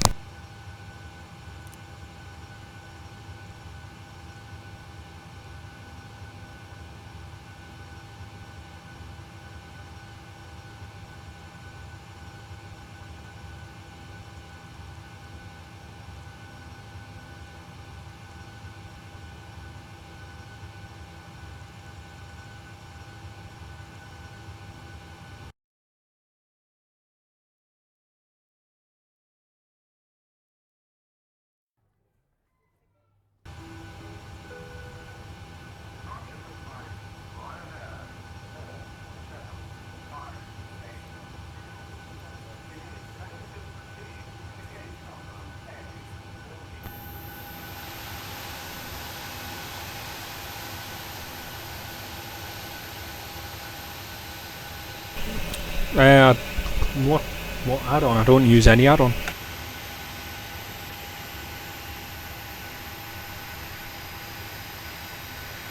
If you go to Ponta Delgada, you'll see that I've just landed, so it should show up there.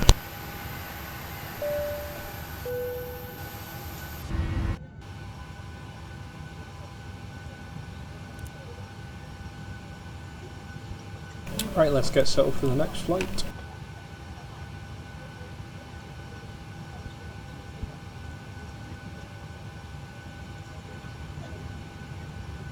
Your seat has been allocated for you to comply with the weight and safety of the aircraft. Please place all of your cabin bags underneath the seat in front of you, with the exception of passengers occupying emergency rows, which are 16 and 17, 1 ABC and 2 DEF.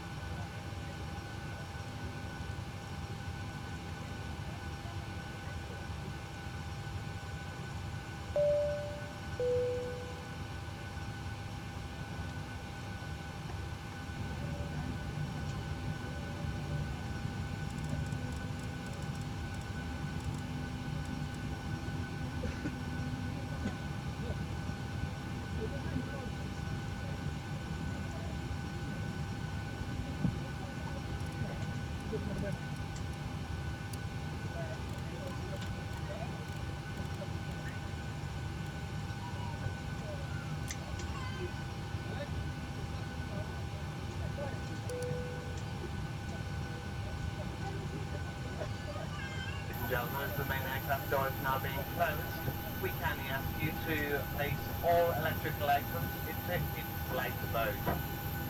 If your device does not have an in-flight mode, please switch the device off for the duration of the flight. Thank you. Yeah, it's this is the payware version. No, not FS2 crew, that's just the default Ryanair callouts and stuff that we get with the virtual Ryanair K-Cars system. Yeah, Ryanair 2633, I just need to change it actually because I'm now departing, so I need to put a new call sign in.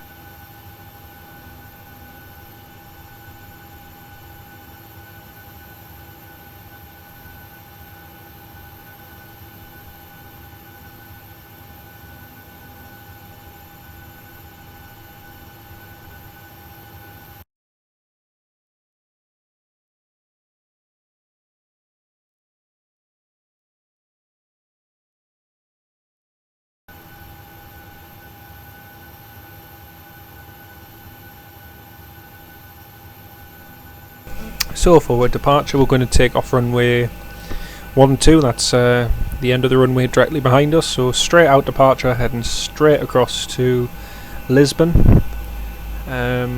Flight time.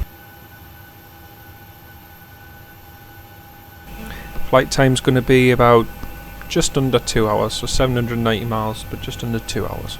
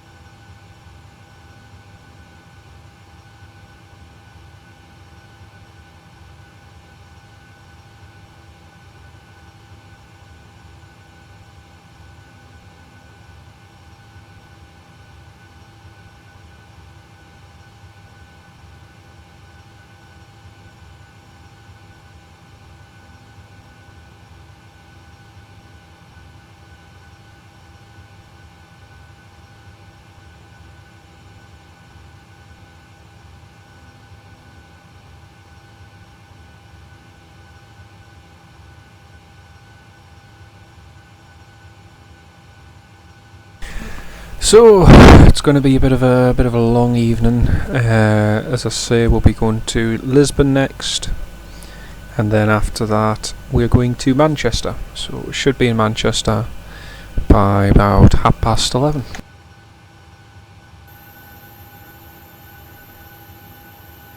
So if you look at the world there, that's us here.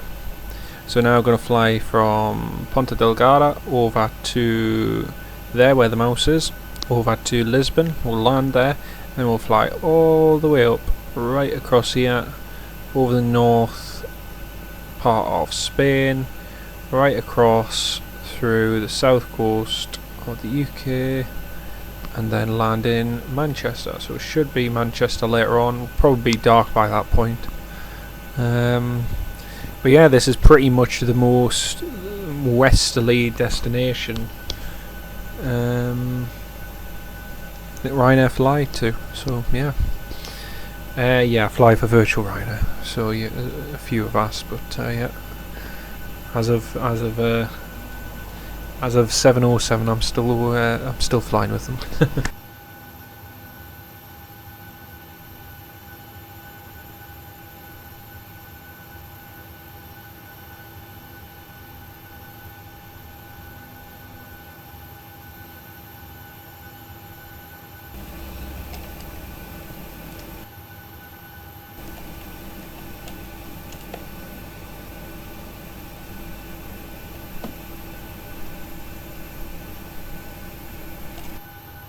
Bristol Cardiff Airport, good evening mate, how are you doing?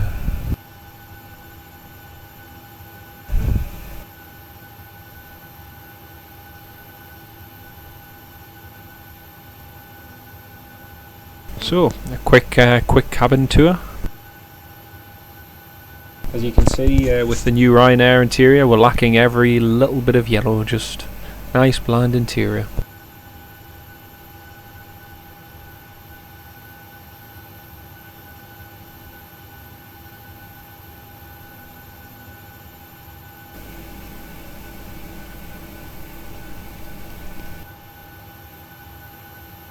I'm good, thanks, mate. I'm good. How have you been? How have you been doing? I watched your video yesterday from was it yesterday or the day before? My mind's gone. To Warsaw. That was very good indeed. It was very good. VatSpy doesn't open. Try running VatSpy as administrator.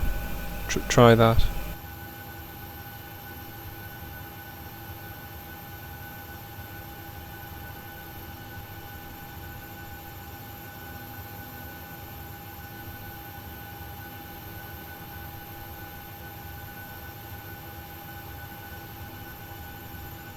Nice view.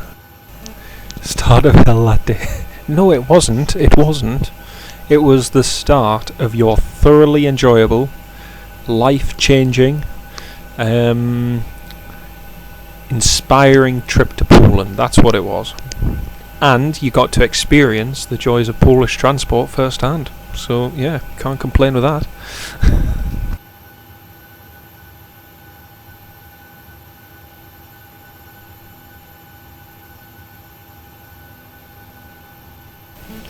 In case any of you wondered what the top of a Ryanair 737-800 tail looked like, there you go.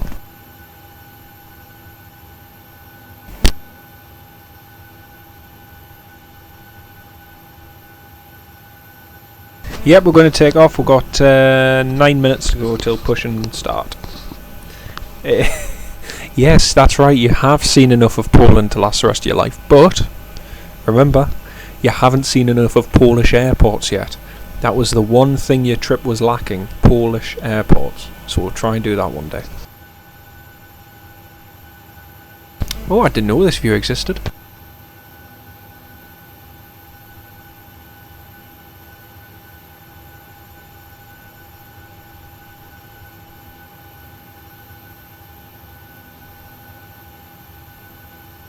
Just trying to work out where the nose wheel and the floor have gone. Yeah, one day. Let's see.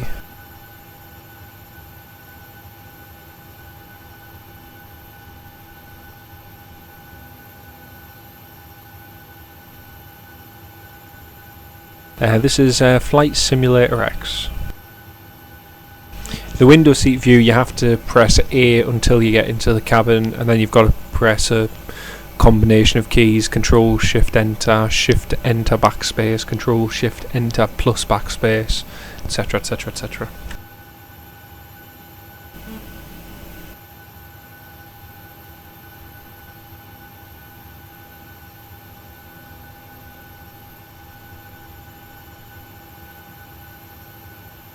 I see movement in the cockpit. All is not lost. The crew are still alive. Yes, I will put the PC specs in, just everyone keeps asking, so I will do that. I haven't, no, because to my mind, I don't need to upgrade my simulator when this one works. You know, the saying, if it's not broke, don't fix it. Simple as, so yeah. And this isn't broken, still works fine, so yeah.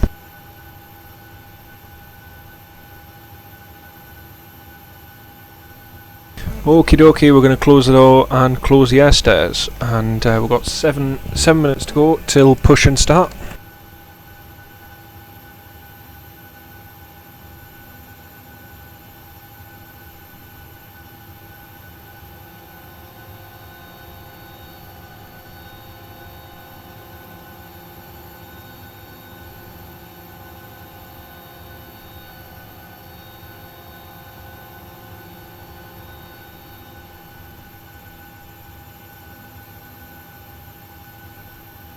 There's upgrades and there's always the next better thing, but to my mind there's nothing wrong with Flight Simulator X. It still works, still great products coming out for it, so yeah.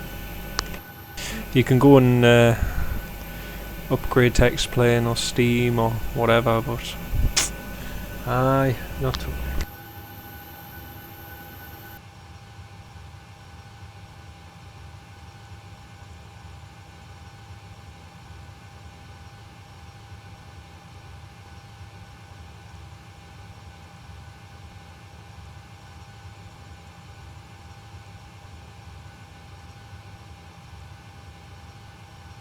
Actually, that's one thing I forgot to do. I forgot to put the arrival in. I'm just going to see what runway we'll be landing on.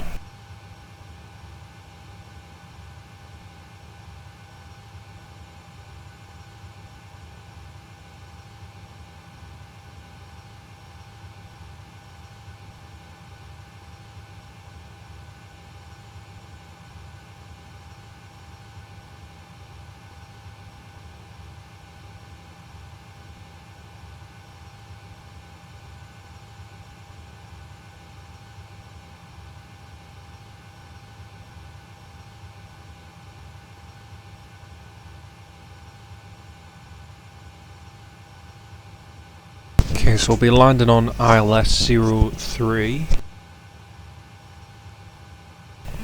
and arrival Busan to Papa.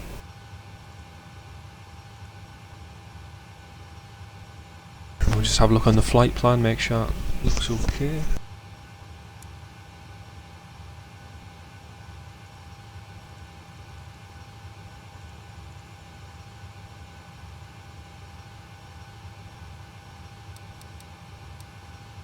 Yeah, it's pretty much a straight-in approach for the ILS, so that looks okay. Grand.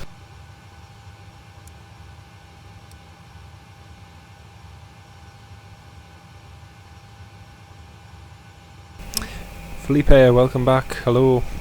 Yep, so we are going to Lisbon now, so that's our next stop.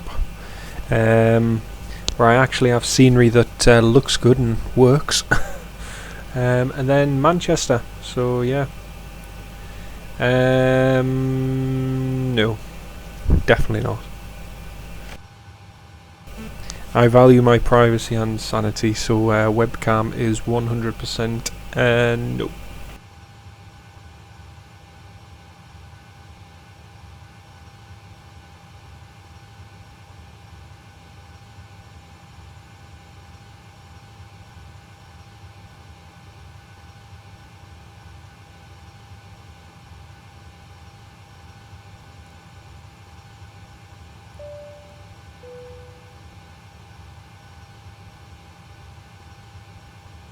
Okie dokie, we shall be pushing back in 3 minutes, everyone. I'm just going to quickly get a drink downstairs. I'll be 2 minutes.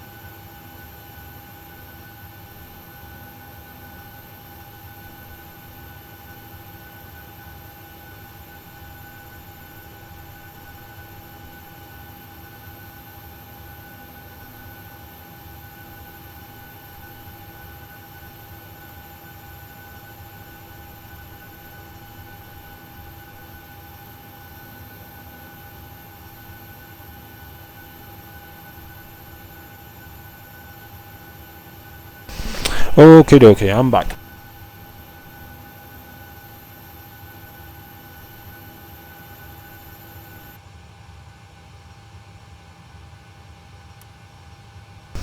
And we are ready to go, I think.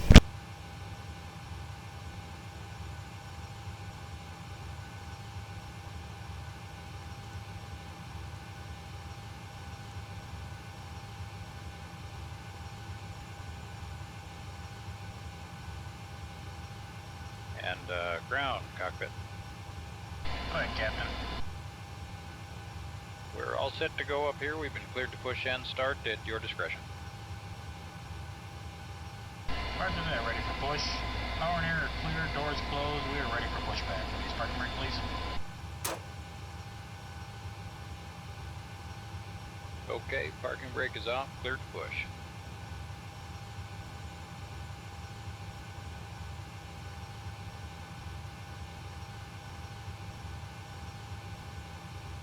Brakes off, here we go.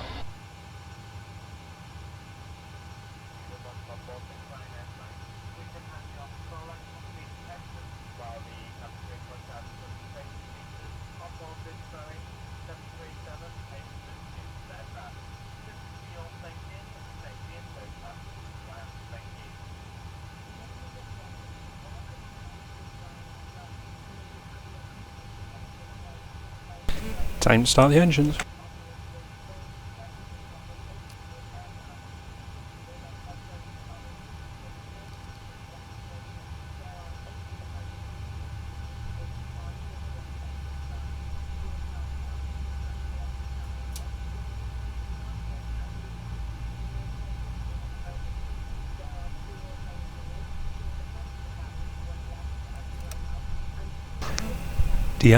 Diana, hello, good evening, Felipe, hello. Yep, Gavin, clear for push and start.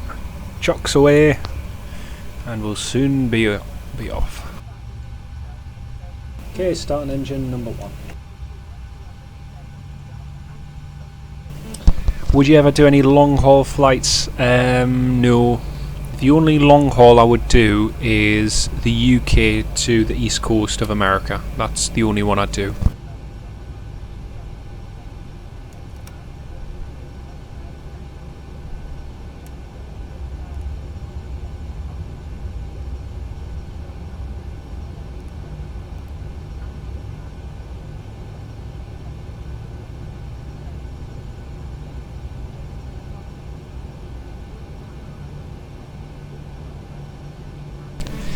No, I'd probably do Edinburgh to the Norwegian route that they started the other day, the airport just outside of New York.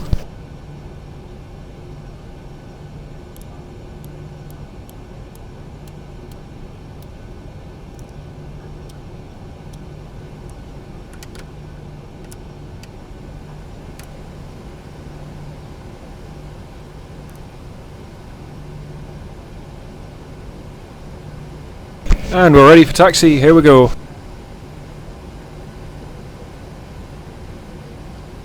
I don't use any add-on for ground services. No, I wouldn't be flying wide body 737, I'd be flying.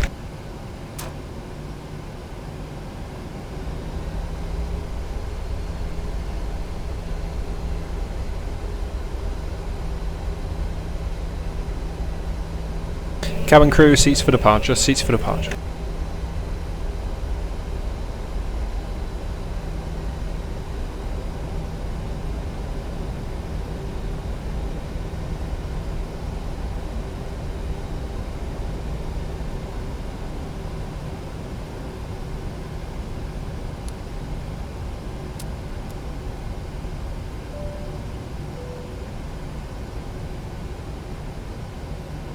Ryanair, Mike, November, runway 12, clear for takeoff, surface wind 110 degrees, 8 knots.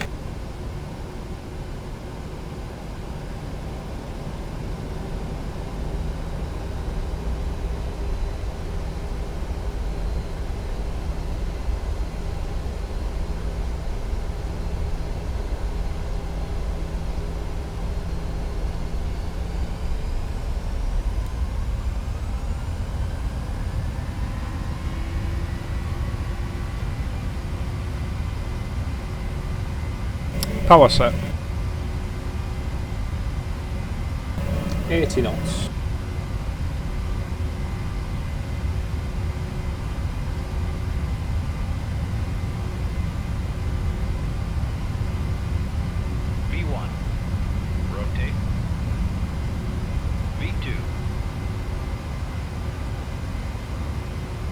Positive rate, 0.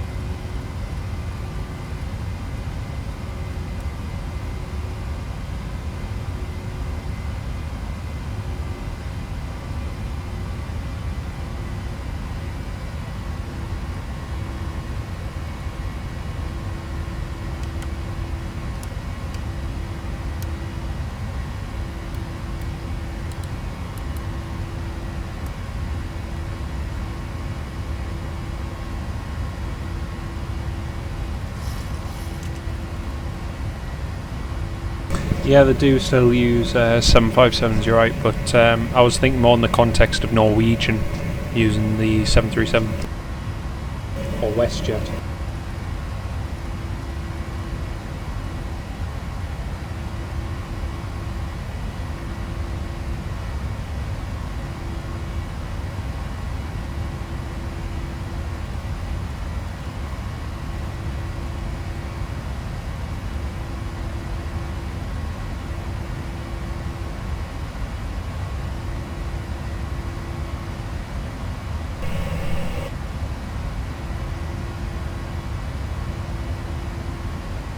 Yeah, I saw the Open Sky 767 when I was at Paris, which was nice.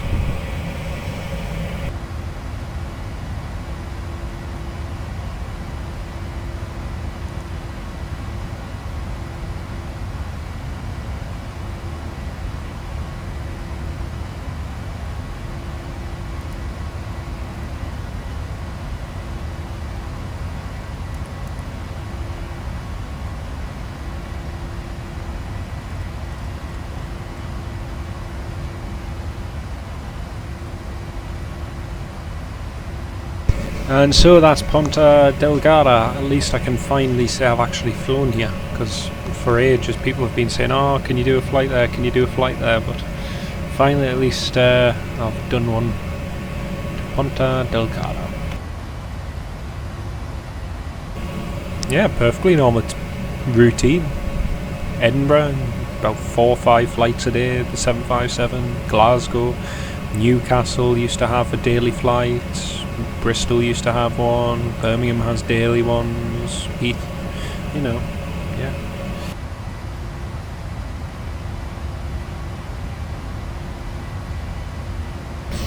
I would fly them, yes, but it's just a case of, in some cases, flying them with another airline. So I used to fly the Embraer 190, the Wilco Embraer 190, from London City with British Airways Virtual. And my phone's ringing, so 1 second.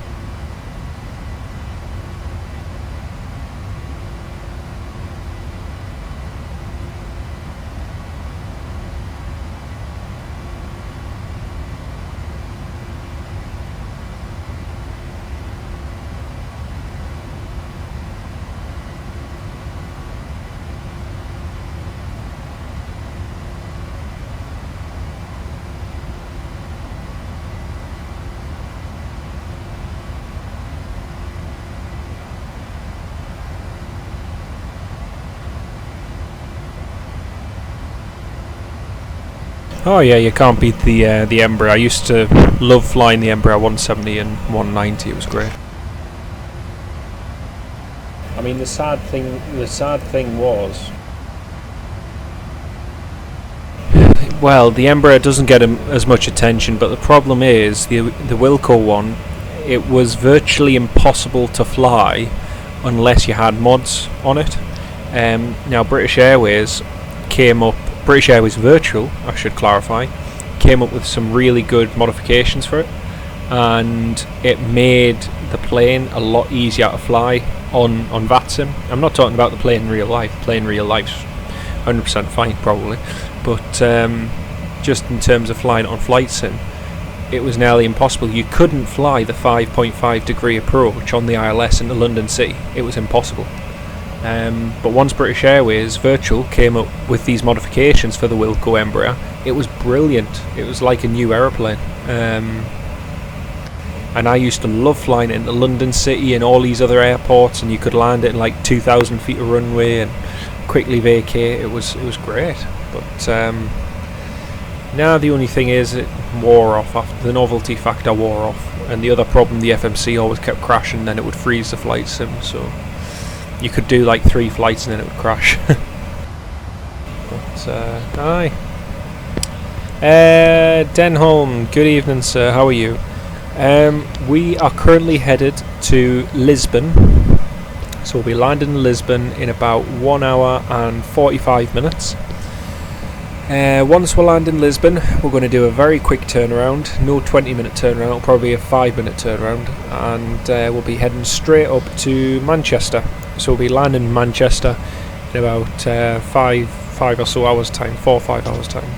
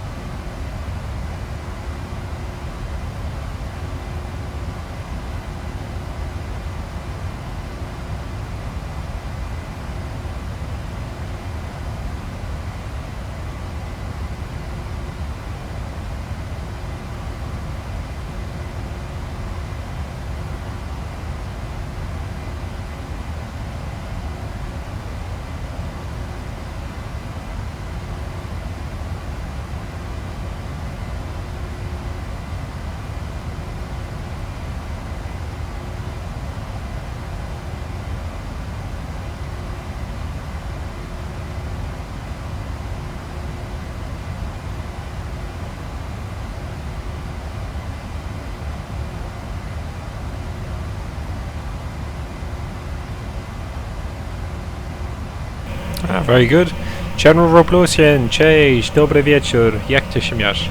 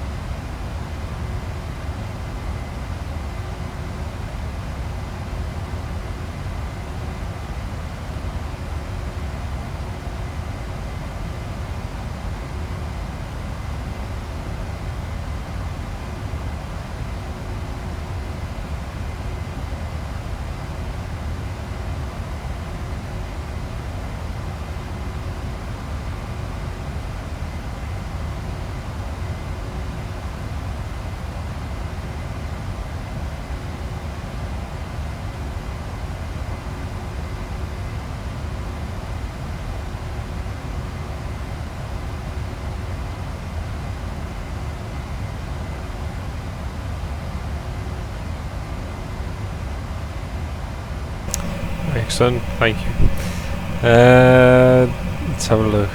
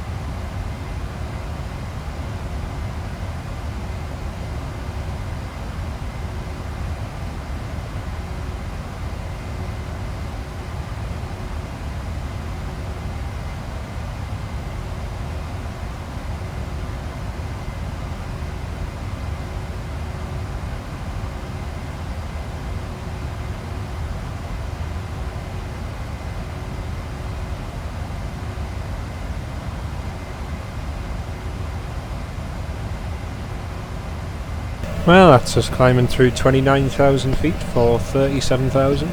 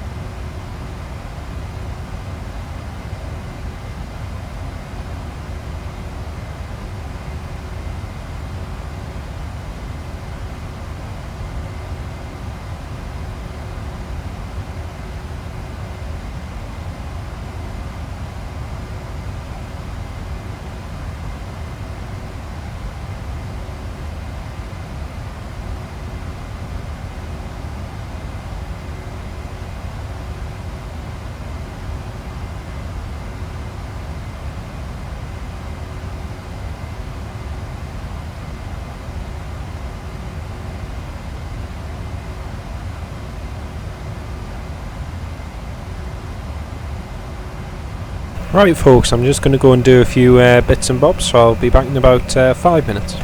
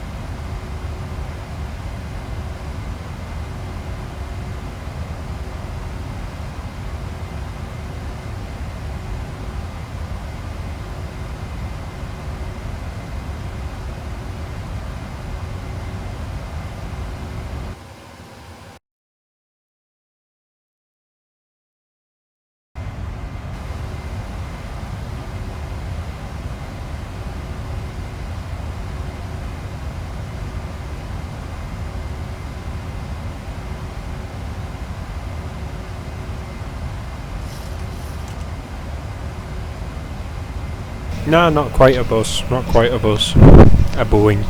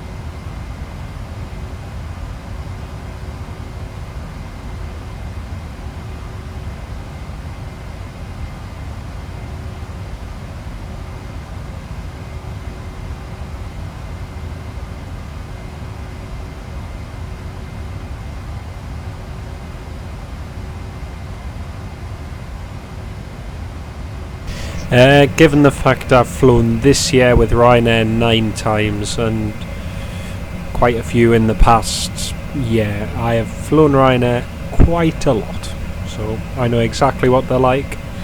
And the new interior, which, as I've said before, is far superior to an even British Airways cabin, which has been factually proven with 2 inches more legroom, and the new interior is a lot better. The old interior doesn't have a lot going for it, but you get a seat on the plane at the end of the day. But the new interior is far better.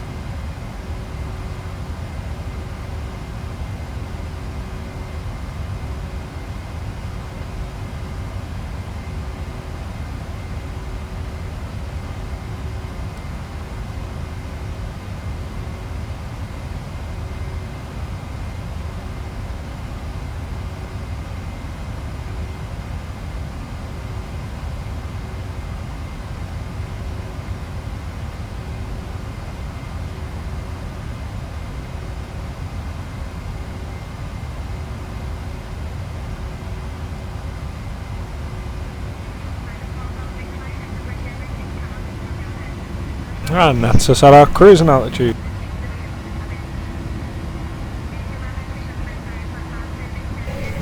But no, it's not so much an exercise on that, Josh. It's more an exercise for them on whether they can fit more people in a cabin and extort money out of them by charging them exactly the same fare as they did 3 years ago. When 3 years ago you got a drink and a snack, whereas now you get nothing, but charge the consumer the same price and not expect them to complain. So that's their exercise at the moment, and give them their due, apart from the technical hiccup last month that seems to be working for them. But how much longer, I cannot tell. I cannot tell.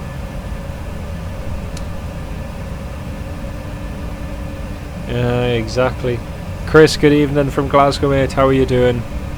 Is it as warm there as it is here? Because it's been a scorcher of a day here.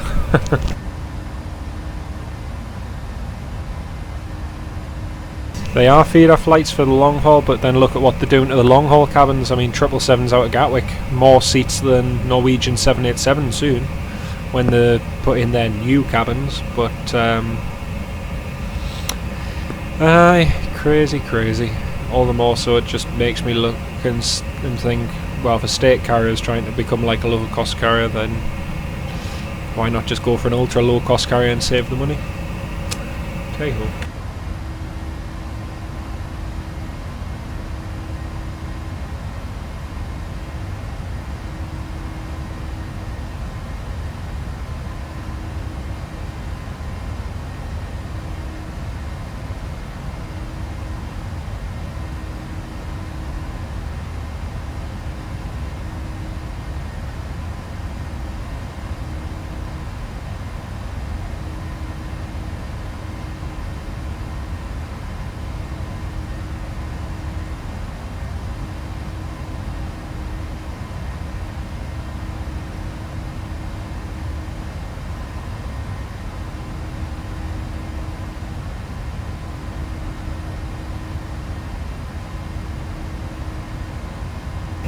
I've flown Aer Lingus a few times in the past 3 years, but yeah, good cabin crew.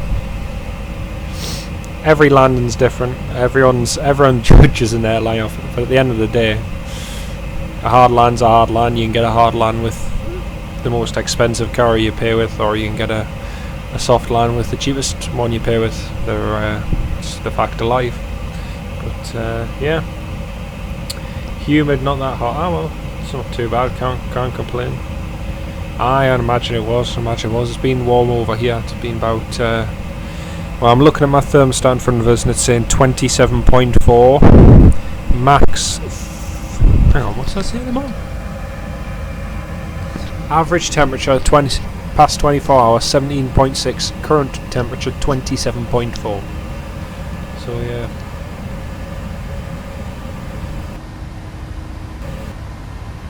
Yeah, that's what a lot have said to me. Unless they're redeeming it through their Avios points, then they wouldn't fly with them. So yeah.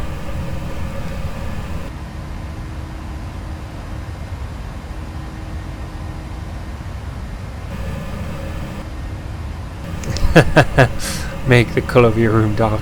Oh, funny, I'm actually in the process of repainting mine, so repainting it Mediterranean blue. So yeah, it has been it's sweated out. Yeah, it's alright saying that now, but come Monday when I've got to go back to work, that's when it really isn't fun.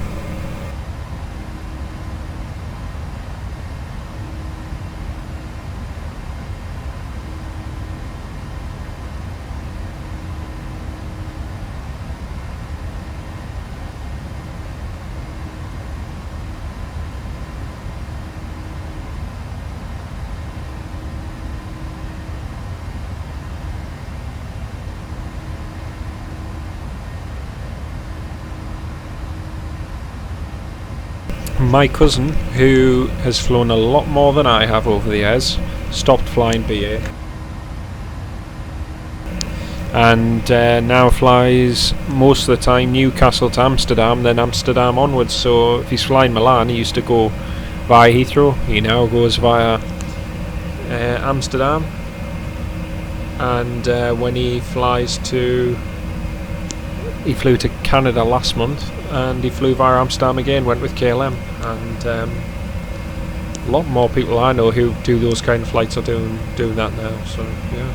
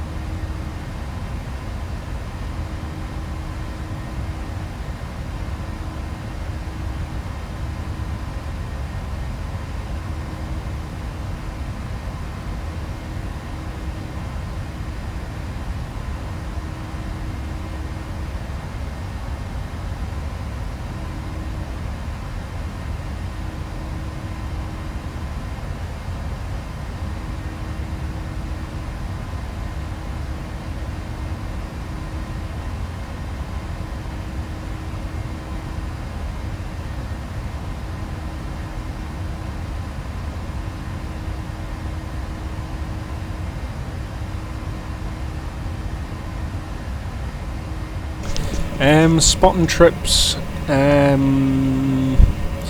unless anything special comes into Newcastle, not at the moment. I will be doing Royal International Air Tattoo next month, so I'm looking forward to that. Probably tie in a few other airfields, Birmingham, Bryce Norton, a few other different ones. So yeah, you got any upcoming yourself, mate?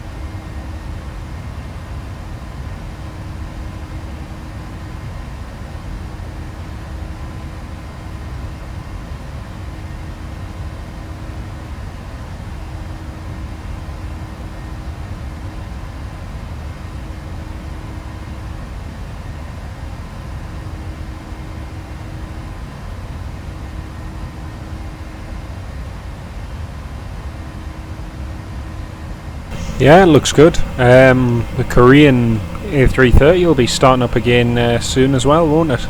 Because I'm thinking of coming up to see that.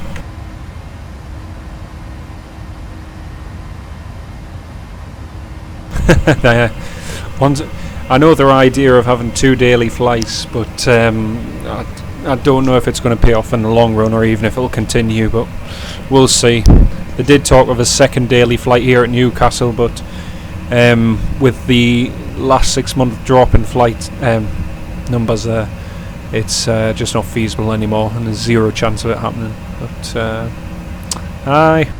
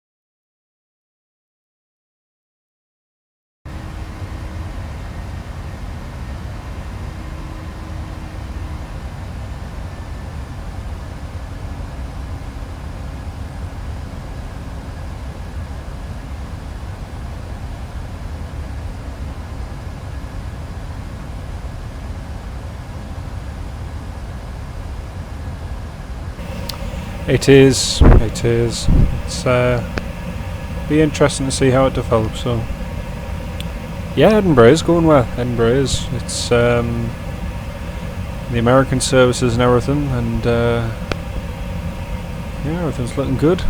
I'm looking forward to December actually seeing that new airline Powder with the Embraer 170s.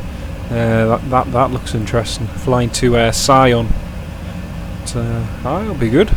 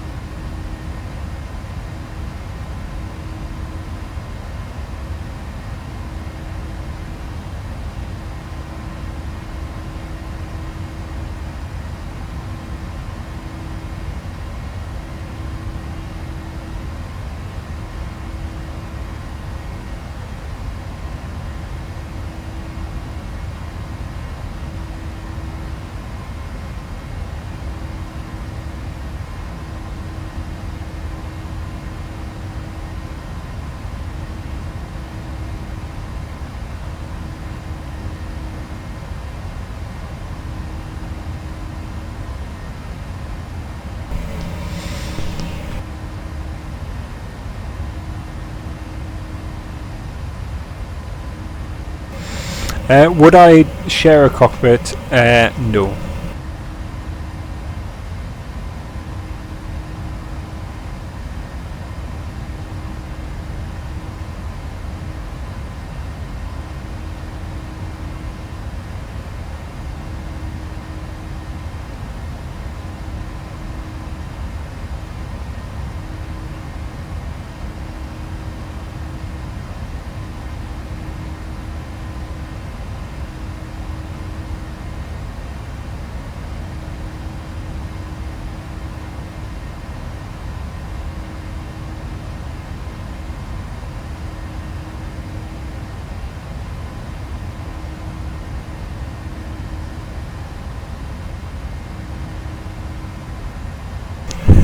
Planes are like pizza, not for sharing. Here. Those were my sentiments yesterday when I was asked if I'd share a piece, and the answer, exclusively after a hard day's work, is no.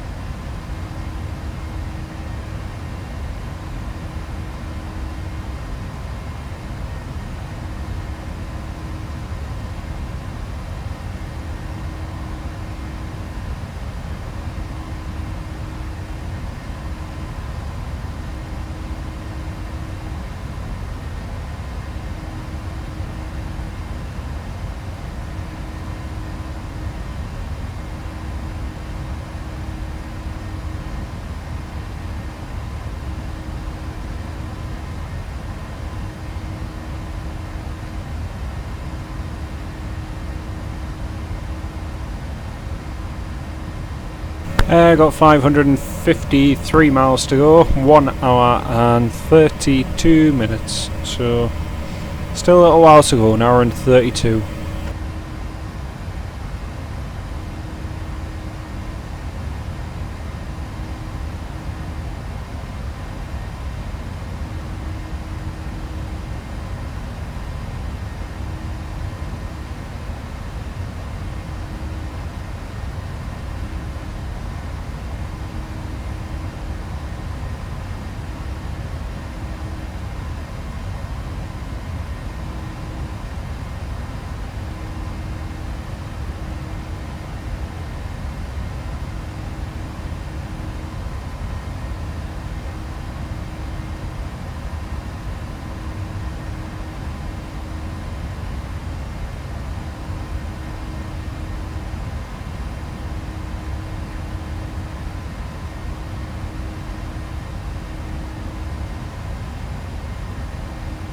Yeah, time for a Tiski or a Lech.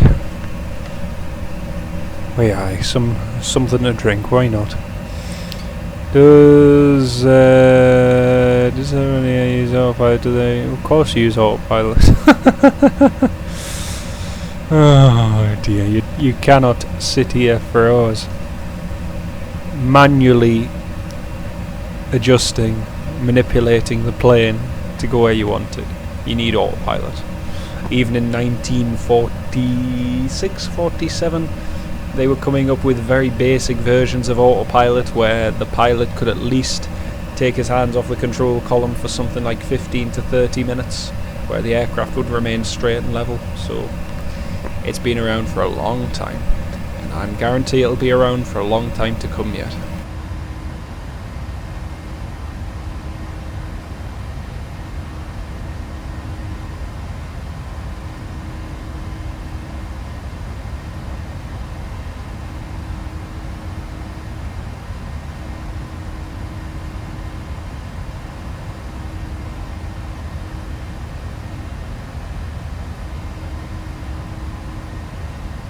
They don't like you drinking G3 on board. Oh dear.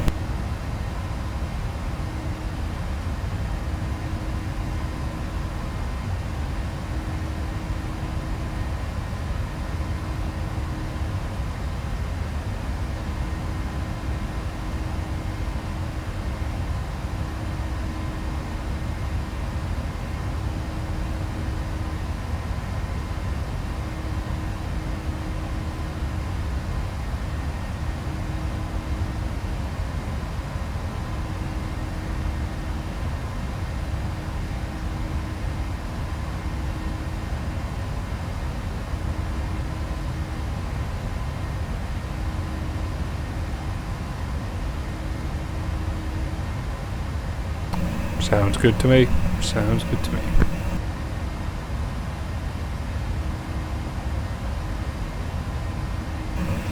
Because it's a dry.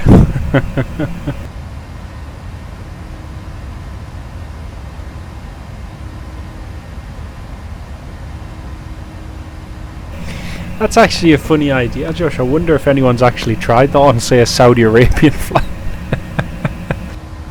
Again, I can't see you getting away with it, but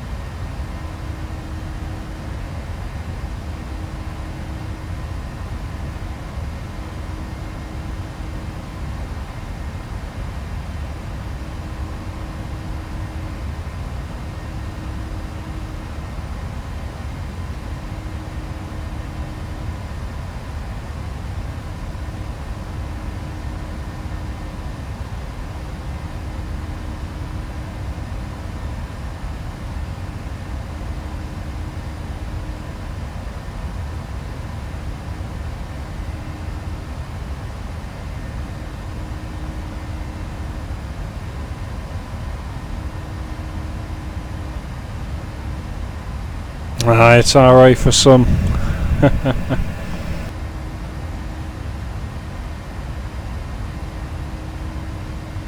Right, I see. Yeah, interesting.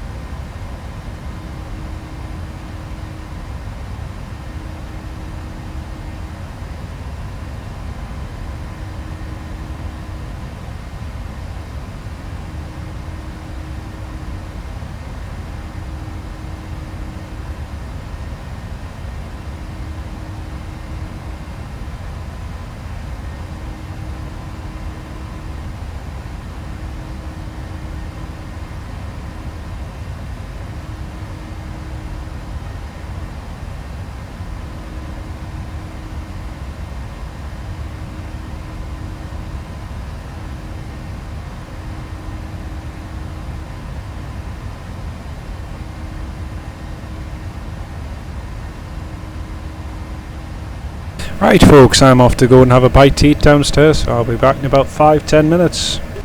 I shall speak to you all very shortly.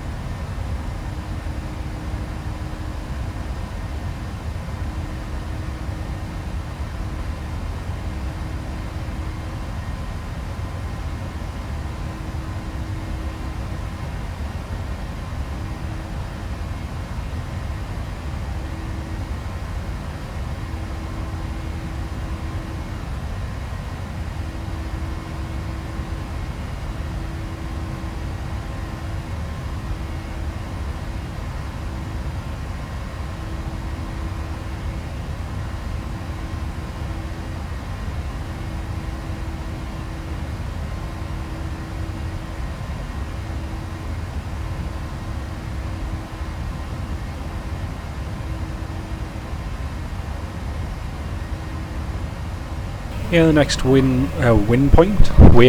is Gunty, and we haven't got too long, about another 30 or so minutes till we begin descending.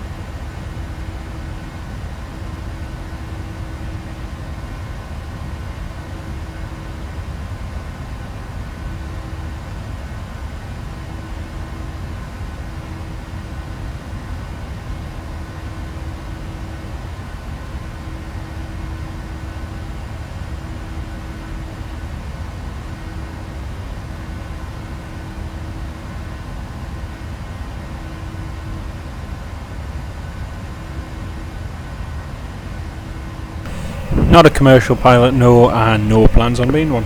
Just a very keen enthusiast.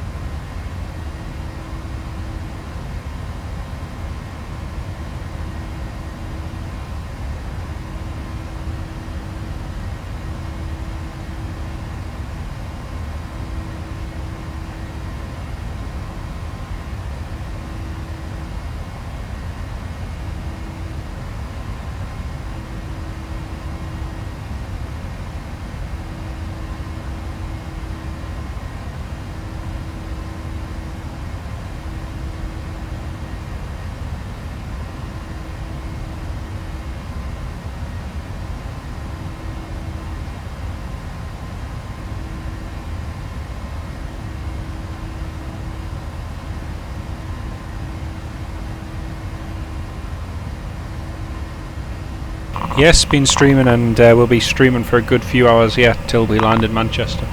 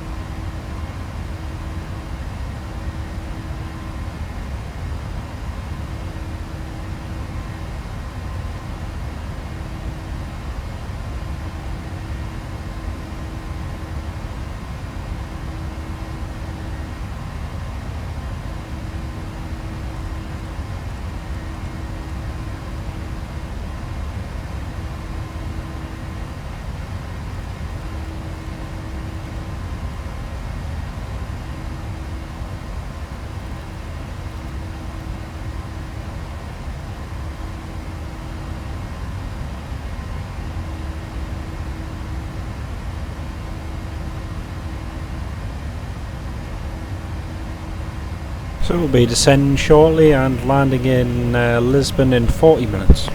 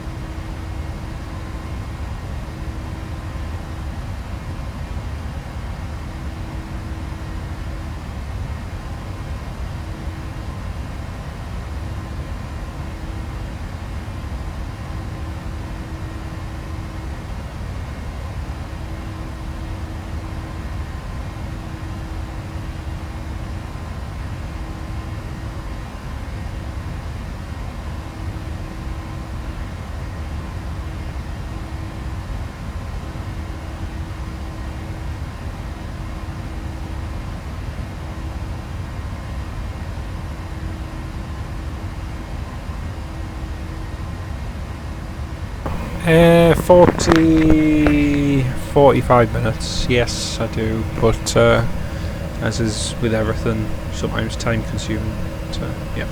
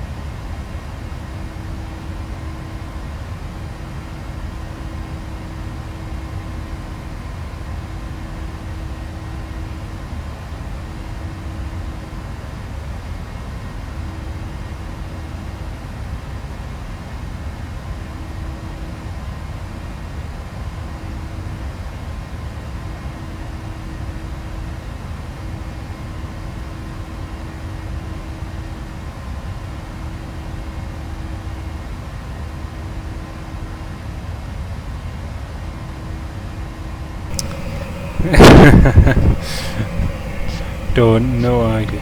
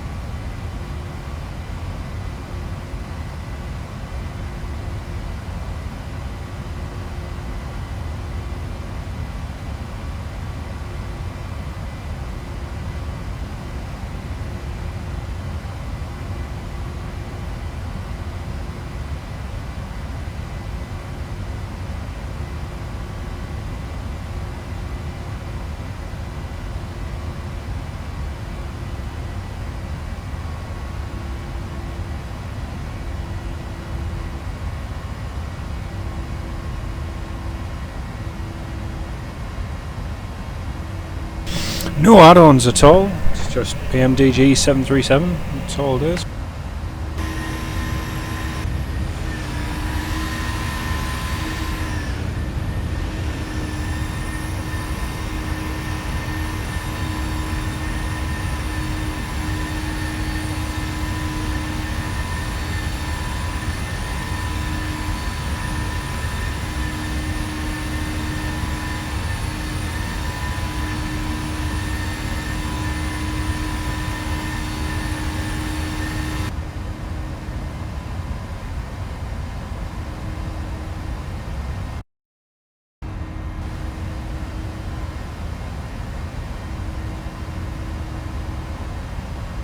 Unfortunately no, I don't fly the A320 or Aer Lingus, so no, unfortunately. I will fly Dublin to Oreo though, with the Ryanair one day, definitely.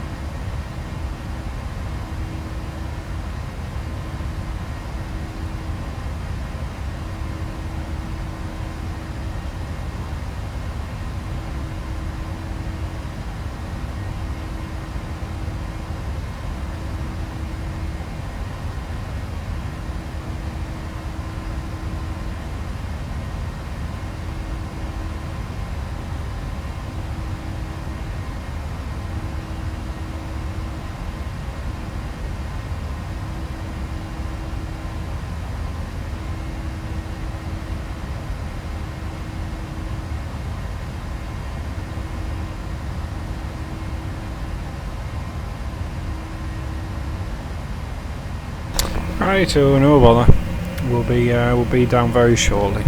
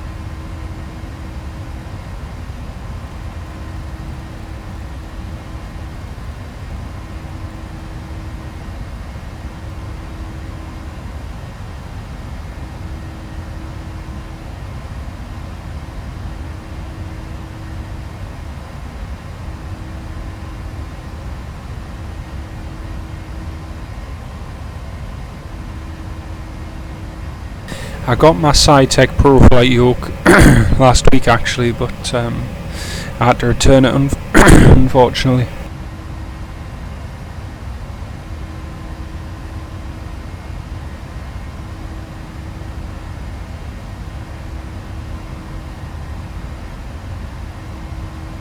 But unfortunately it just wasn't, it didn't do what I wanted it to do, and in the end I sent it back. Just it was a waste of money unfortunately. So yeah, sometimes where it goes.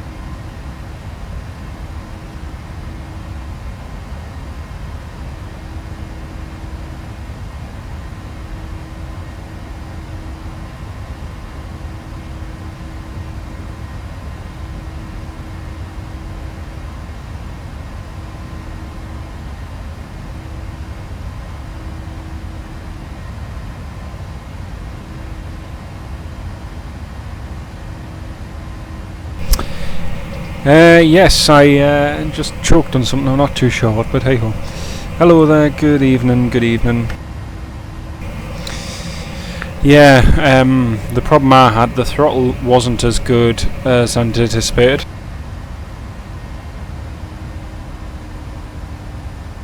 Right, that's us descending. I wanted to set buttons for like reverse thrust, I wanted to set the throttle for reversing and so on, but I just couldn't, and I tried loads of different stuff, but through FSUI PC and so on, but no, it didn't work, which was a bit of a shame. So in the end, I sent it back the other day. So yep, it's a shame.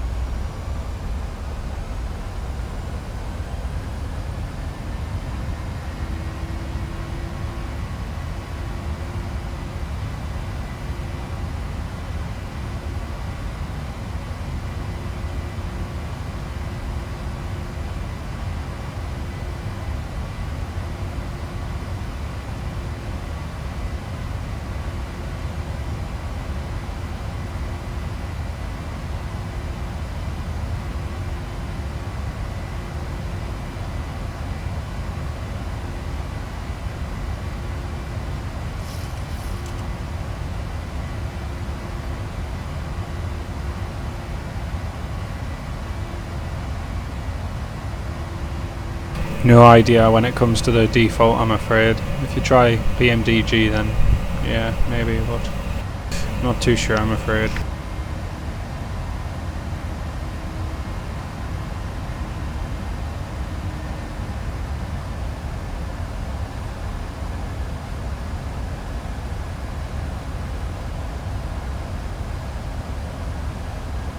No, shift and E is the only thing I can think of, so yeah, not too sure.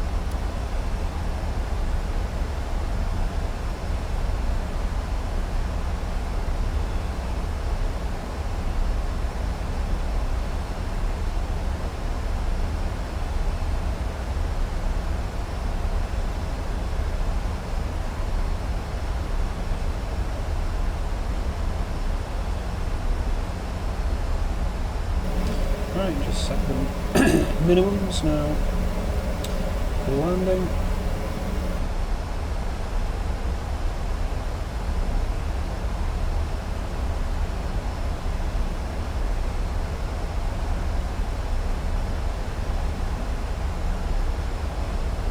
So we're currently 83 miles away from Lisbon, so we'll be landing in the next 20 minutes. And once we're landed, it'll be a very quick turnaround to head straight up to Manchester.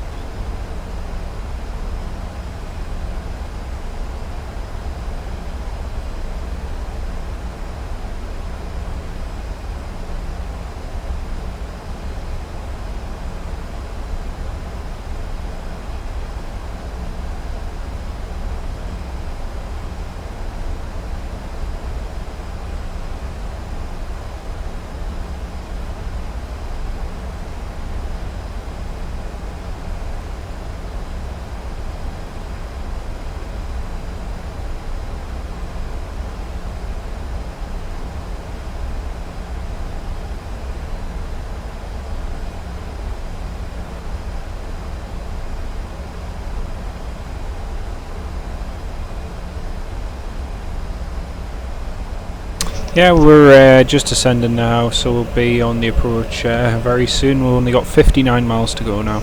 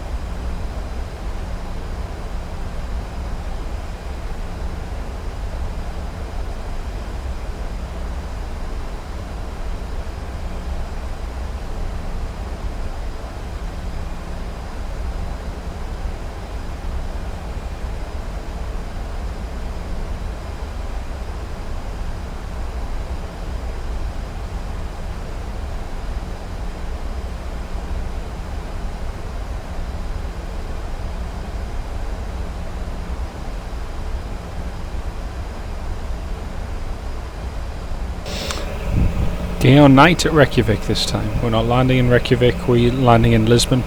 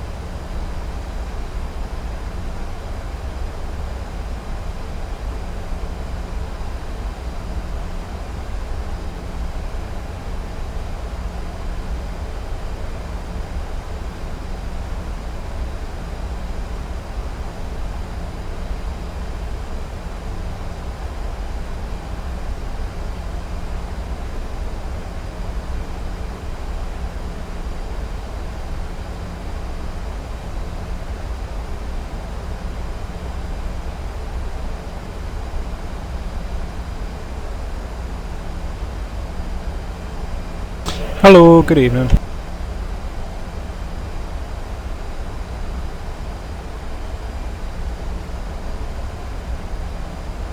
Approaching 10,000.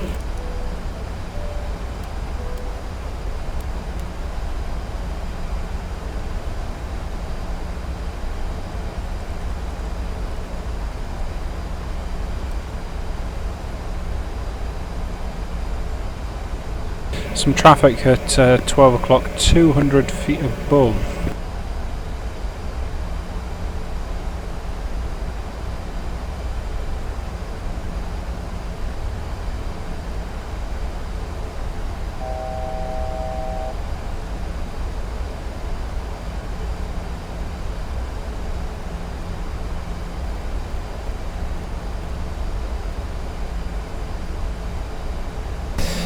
Hello.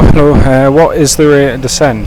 The average is 1,800 feet per minute, but yeah.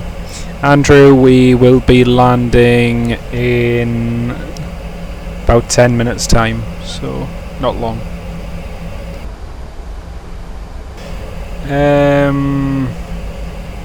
Where are you planning to go on holiday? Oh, I've already been on my holiday, Scotland.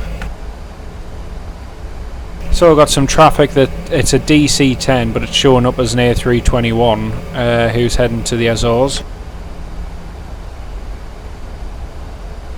And he's on the same route to the Azores that we're going to Lisbon on, so he's just heading our way now.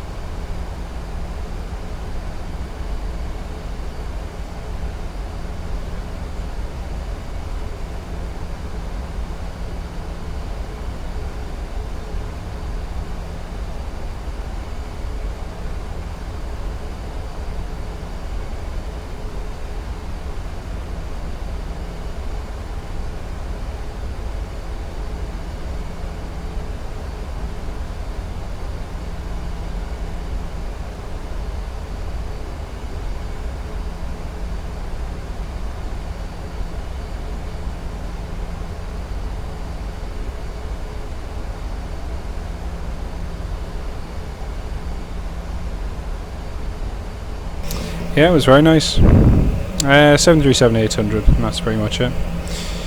Thought of a 7C? Yes, that's on my list, Josh. That is a really good one, and I've been planning, actually, believe it or not, for a while to do it.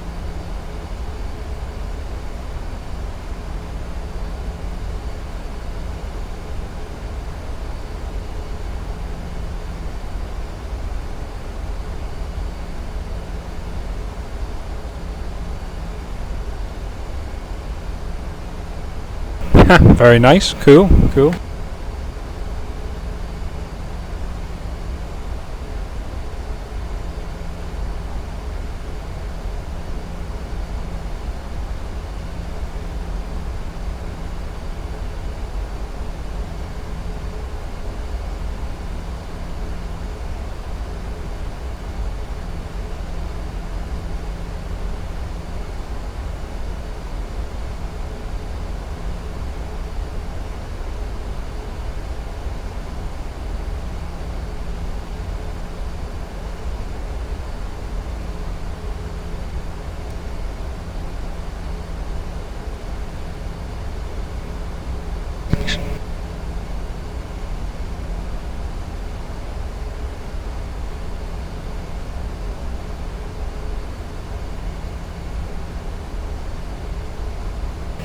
It's always in the title, and it's in the description, and it's everywhere else.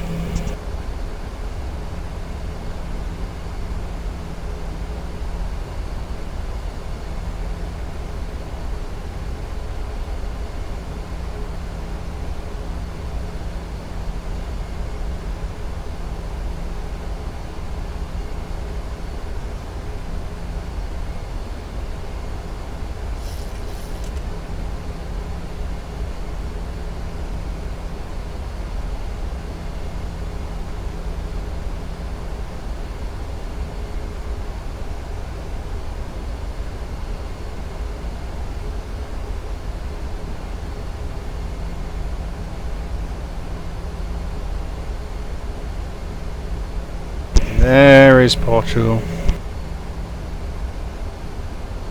So this is a point where I am hoping I've remembered to activate the scenery. In fact, I'm just going to check I have.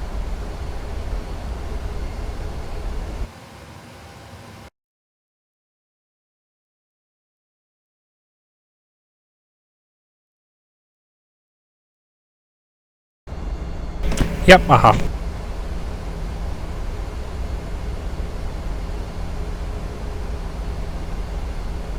Congratulations, Felipe. Someone actually guessed it correctly.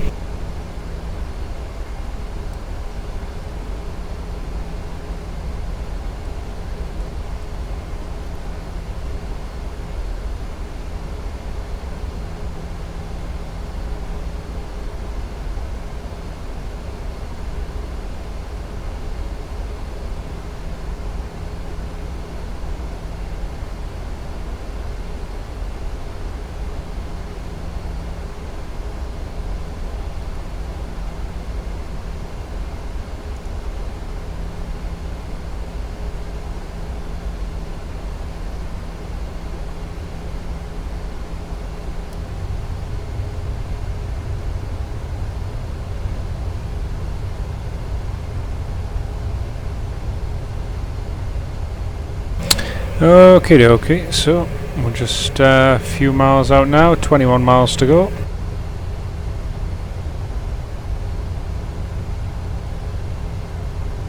No.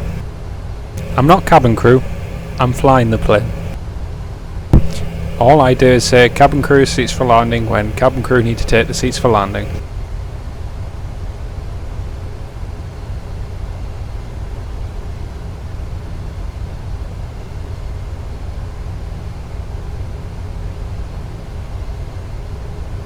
My apologies, Philip.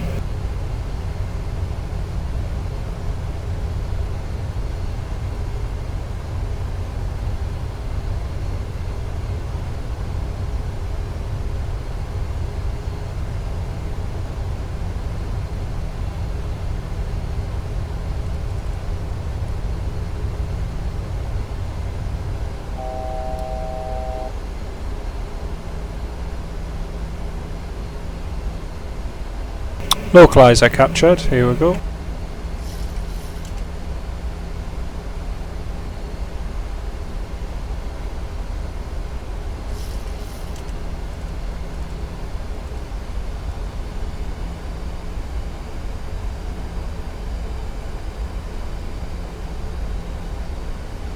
Set up for a missed approach. Well, I'm not fully established yet. So we go through the missed approach procedure once you're fully established, at which point you can select your go around altitude and or the heading which is desired. So for instance, the missed approach for here is very simple. Heading 026 straight ahead up to 3000.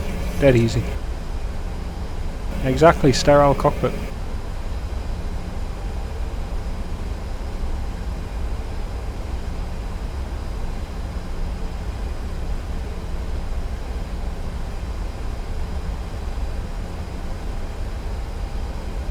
There we go, there's the airport up ahead.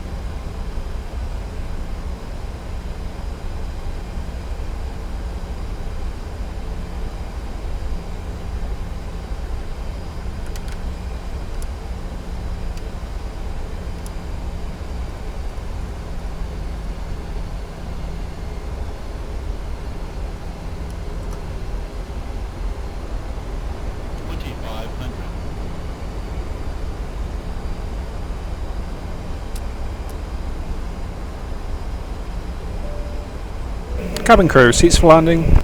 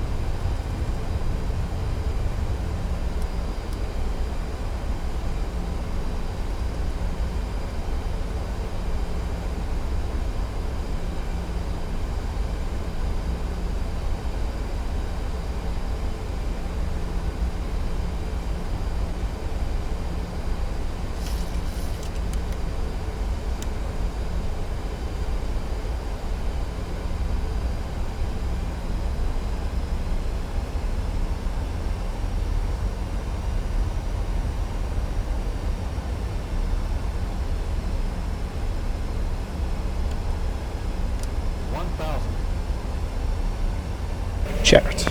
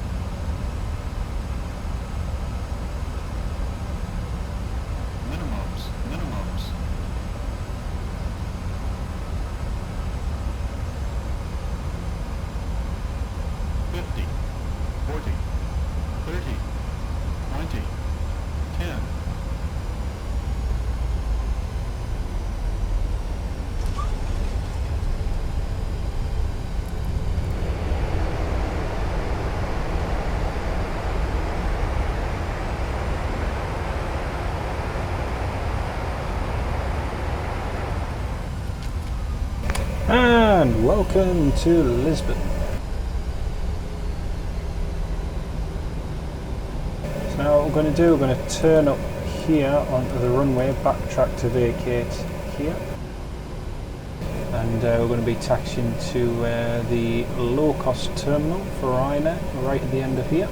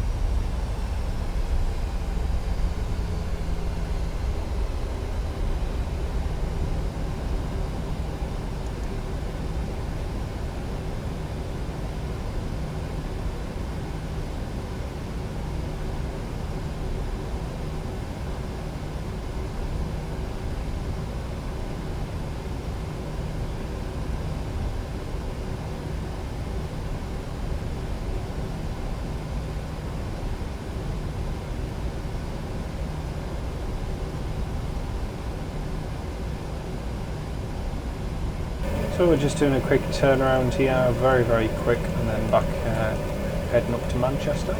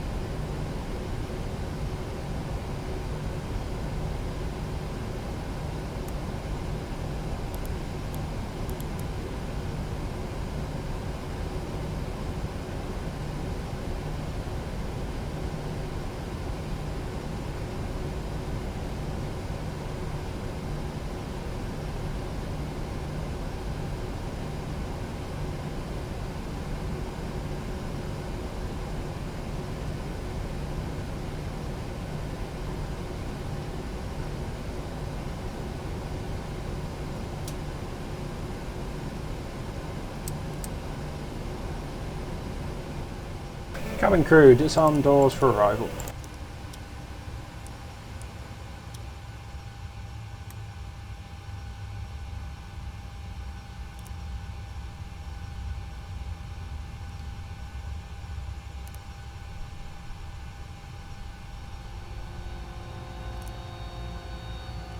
Rightio, quick turnaround now and...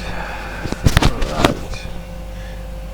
Quick turnaround and we shall go to Manchester.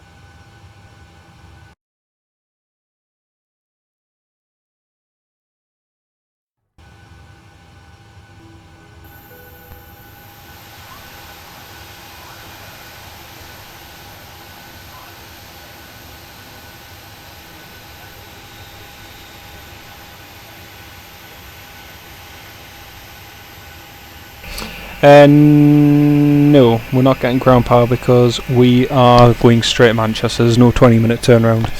I don't want to be on till 2 o'clock in the morning.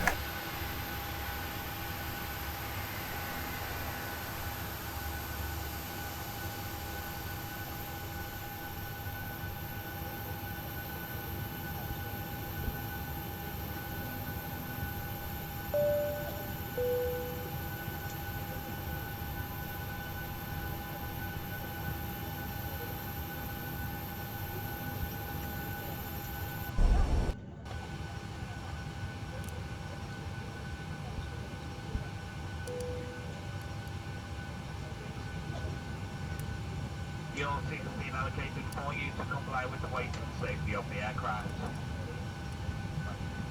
Please place all of your cabin bags underneath the seat in front of you, with the exception of passengers occupying emergency rows, which are 16 and 17, 1 ABC and 2 DEF.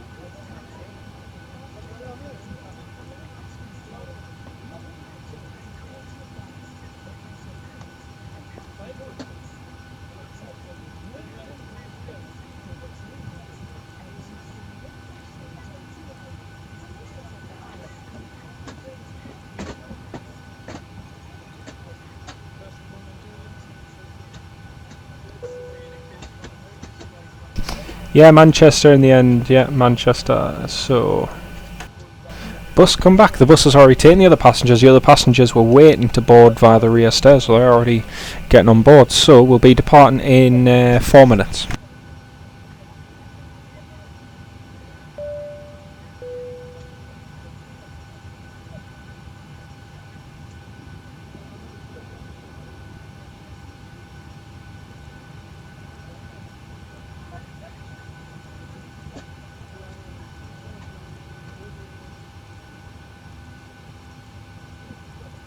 Good afternoon, ladies and gentlemen. This is Jonathan. Welcome to the program to welcome you aboard the Standard flight. Cabin crew will be shortly commencing the safety demonstration, which further safety, please give them your attention.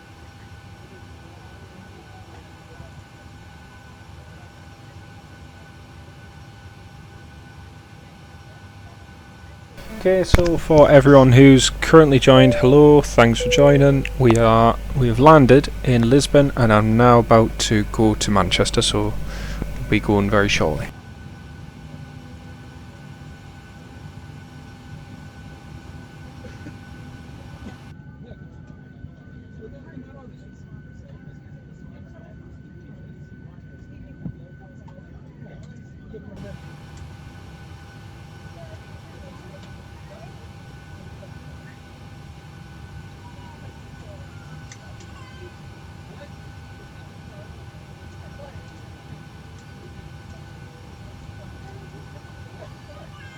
Gentlemen, as the main aircraft door is now being closed, we kindly ask you to place all electrical items into in-flight mode.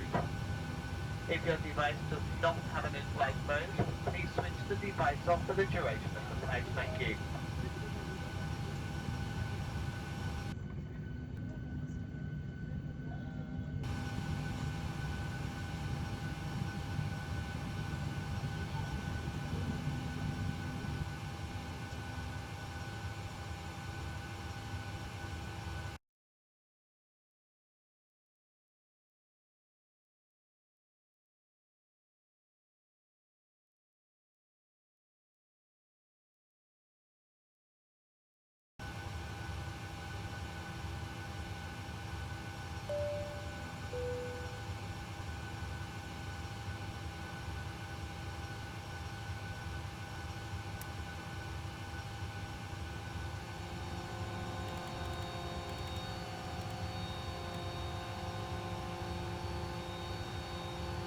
Right, time for push and start.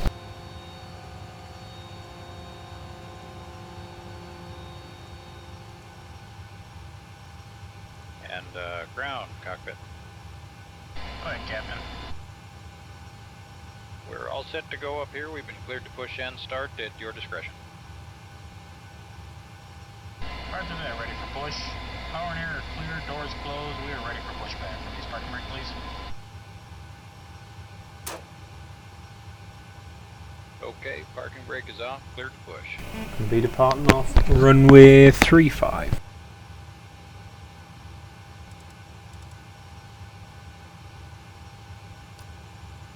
Brakes off, here we go. Neither one on board this Ryanair flight. We can have your full and complete attention while the cabin crew points out some safety features on board this Boeing 737-800 aircraft. This is for your safety and the safety of those passengers. Thank you.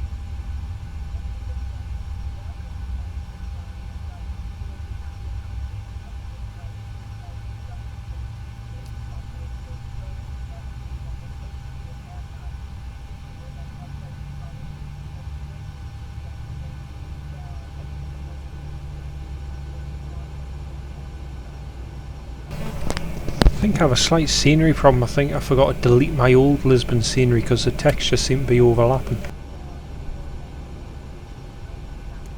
Push is complete. Set parking brake, please. Alright, brakes are set and pressure's normal. Oh, that was lightning. I was wondering what that Okay, was. sir, tow bar is off, pin is out. Watch the pin on the right. Alright guys, thanks. You're cleared to disconnect. We will be watching for the pin and the release from guidance on the right side of the airplane, and we'll see you guys next time through. Roger that, have a good flight.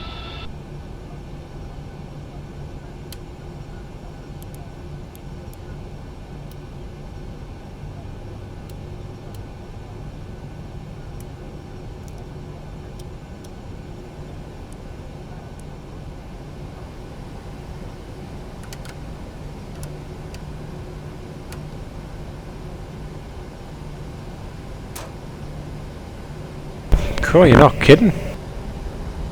Just one weather update and then suddenly we've got thunderstorms. Alright, let's get out of here. Manchester, here we come.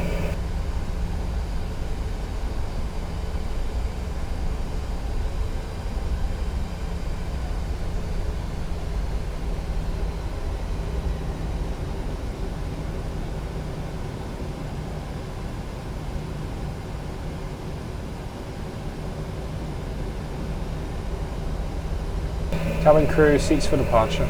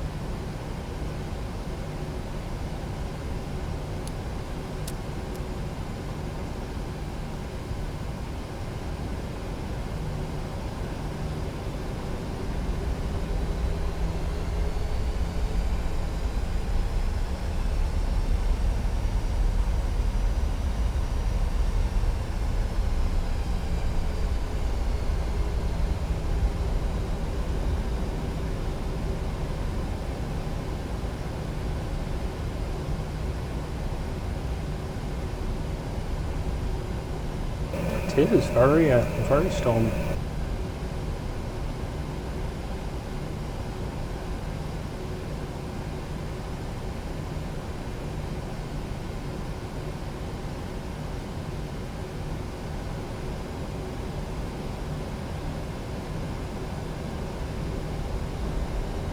Here we go.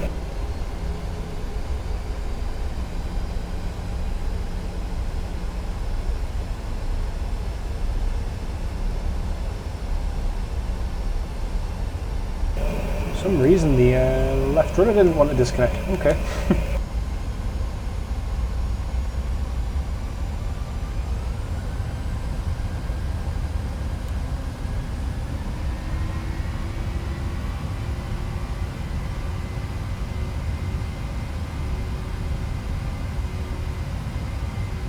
Right, power set, 80 knots, checked.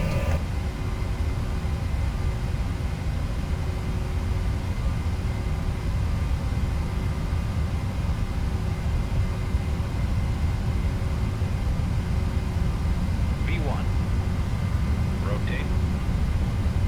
V2, Hero.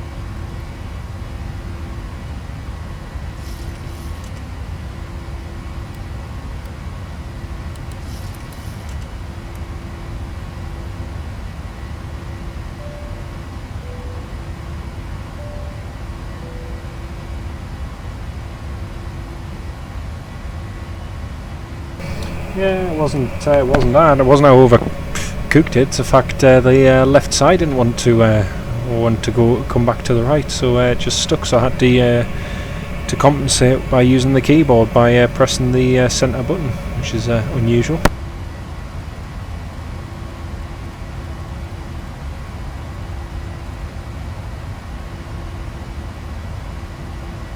Good evening. Hello.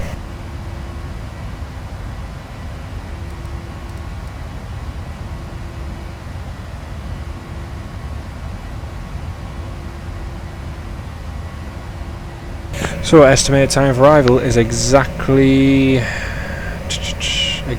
12 o'clock UK time, so 2 hours and 13 minutes. Yep, autopilot's on. LNAV, VNAV, just about approach our transition altitude, and yep, we are go.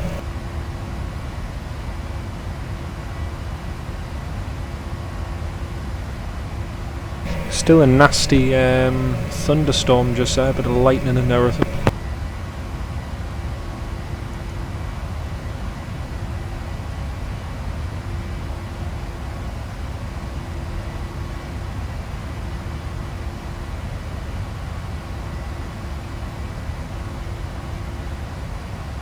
That was quite a ball.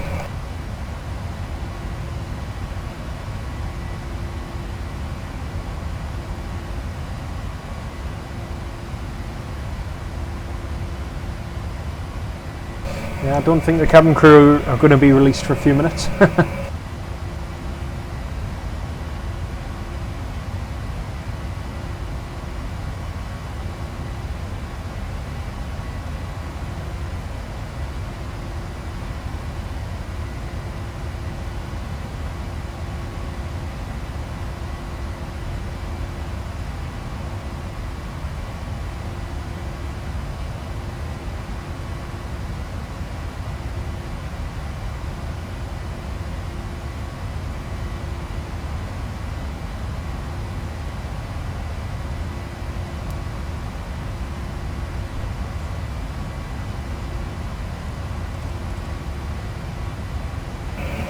Well, that's us through 10,000 feet.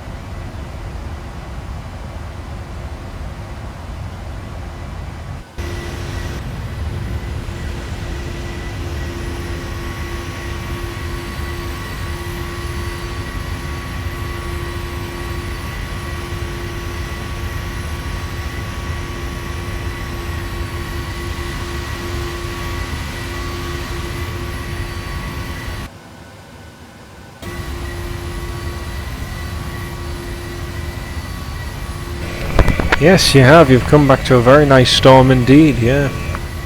We're just passing through it, heading north toward Manchester now, so we should be out of it very soon.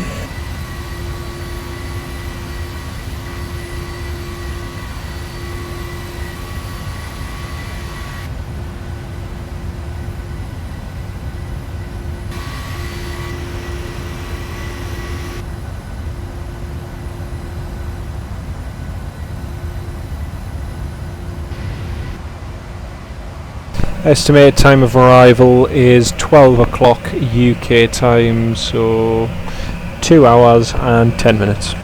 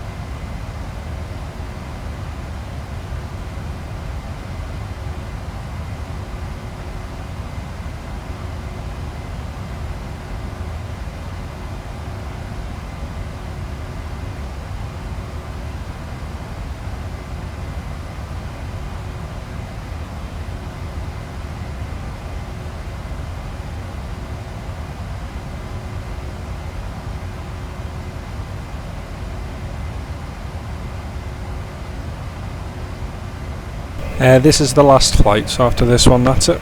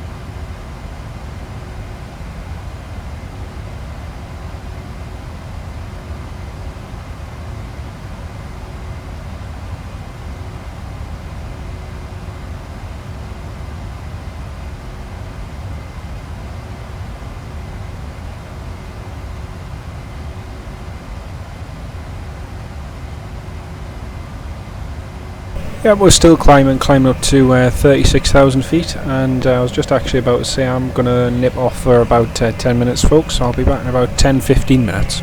Speak to you all shortly.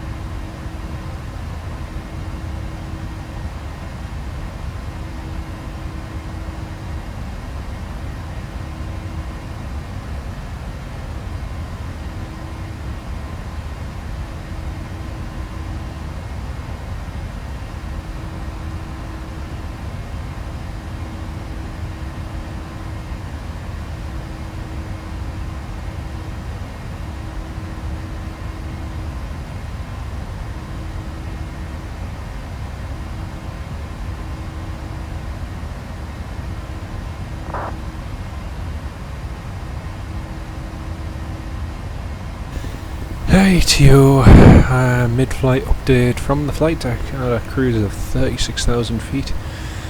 Making good progress to Manchester, and we'll be landing exactly, well, less than an hour's time now, so yeah, not long to go.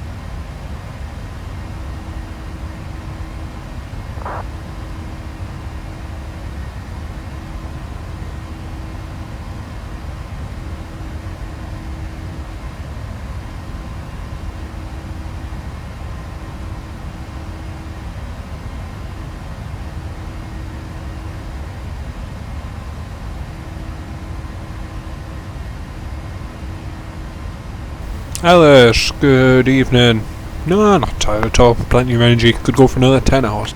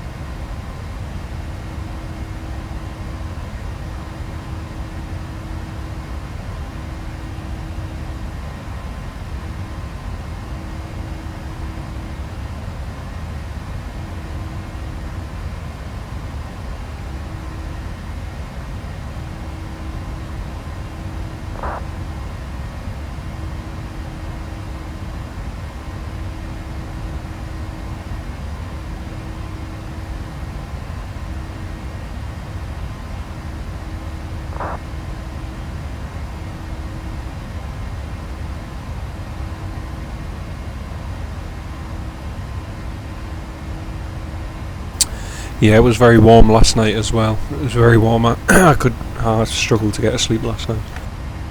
And ended up listening to audio for quite a few hours, but hey ho.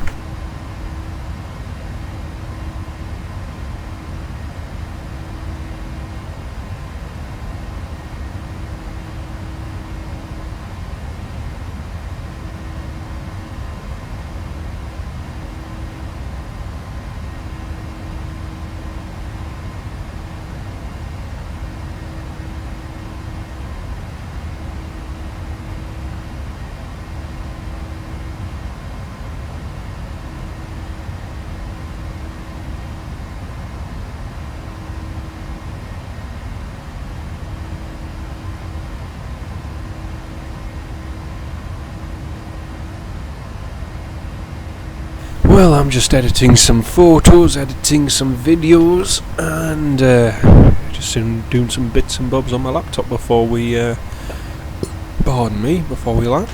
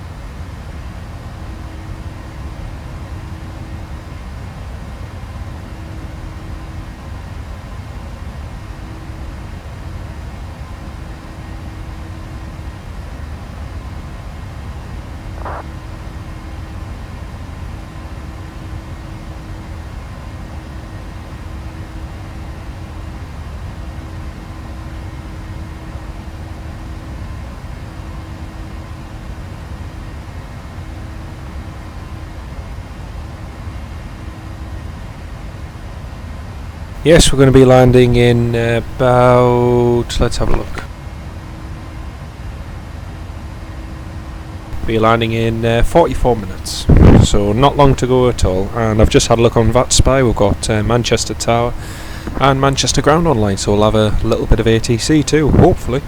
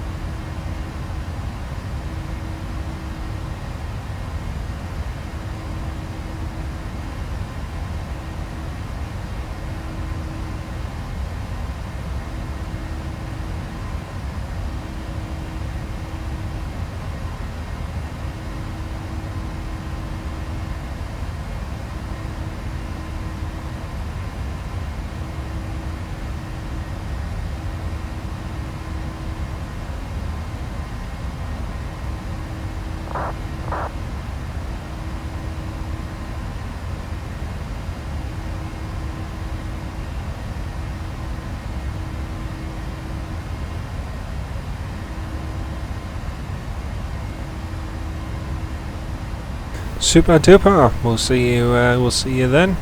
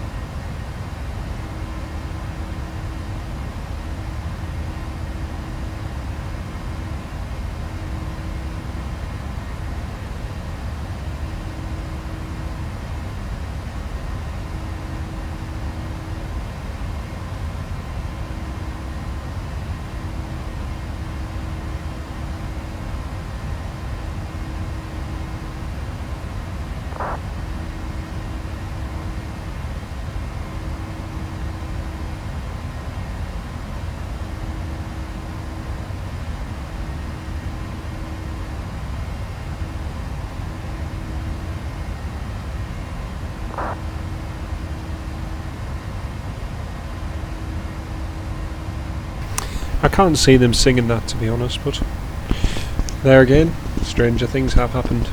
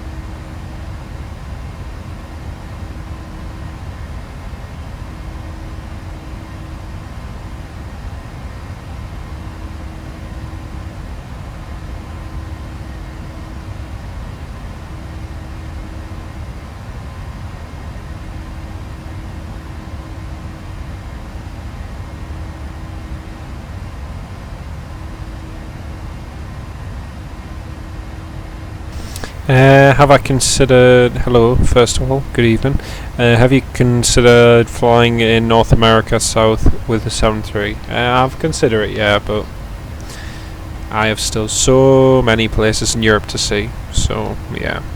Yeah, Joe, plenty of storms, yep. Not to worry. Clifton, good evening, sir, hello. I think the furthest you'd get me to fly in North America now is probably doing a flight from Edinburgh across the pond in a Norwegian 737, but we'll see.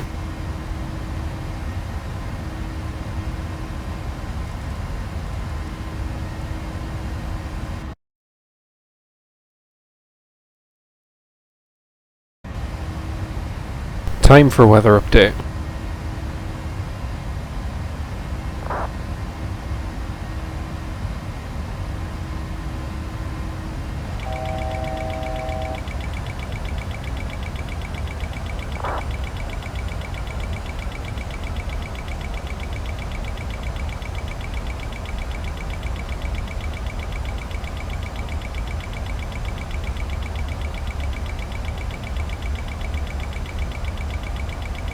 Well, that's the thunderstorms got rid of, but we're now left with a bit of a headwind, but oh well. The weather needed updated, it hadn't been updated for a while.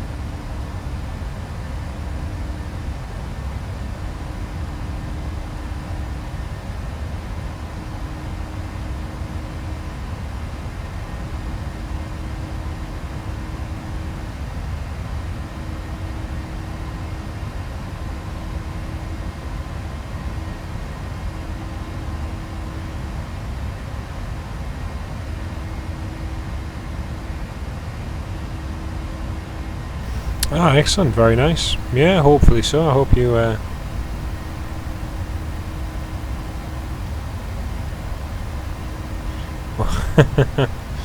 you ask me.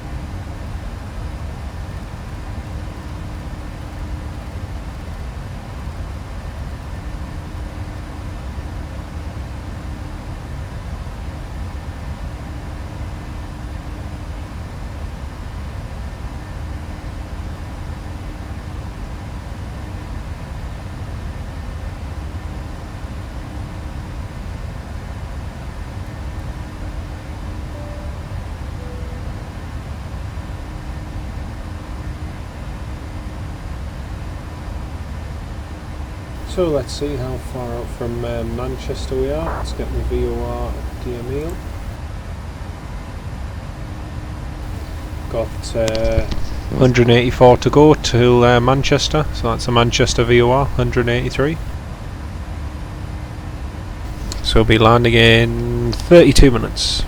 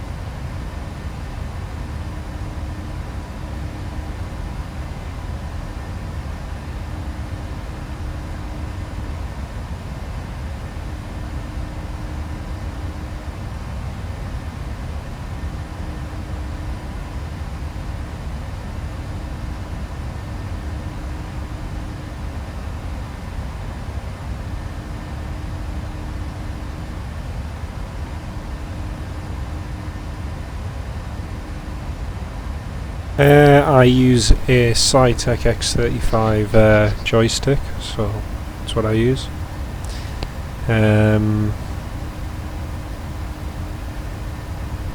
Yeah, I could do eventually. The thing is, I have obviously that many requests and tutorials to do, but yeah, I'll put it on the list. It's yeah, the autopilot, the PMDG. I've had one request for setting it up, and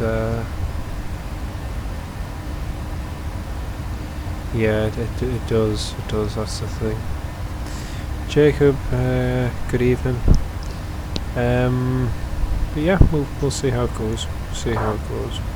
Yeah, 7 hours stream, and we'll be landing Manchester in 20 odd minutes, and that'll be us for today. So yeah, it's good. It's been good overall. Some good support, nice comments, nice support. New subscribers too, which was nice. And someone pointed out to me before, said, oh, your stream has got 4 dislikes. And I says, yes. I says, but it's got 60 odd plus likes, which to me is far more valuable, you know. And thank you to everyone who's taking the time to have a look. I appreciate it, so thank you all very much.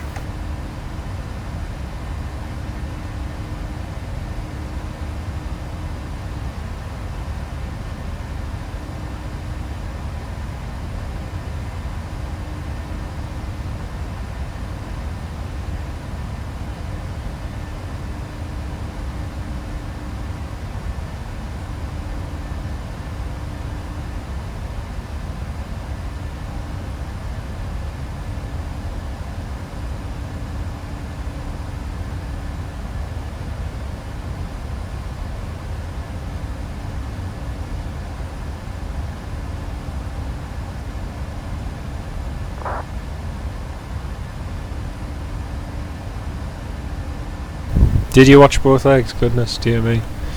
Yeah, less than half an hour now. Less than half an hour.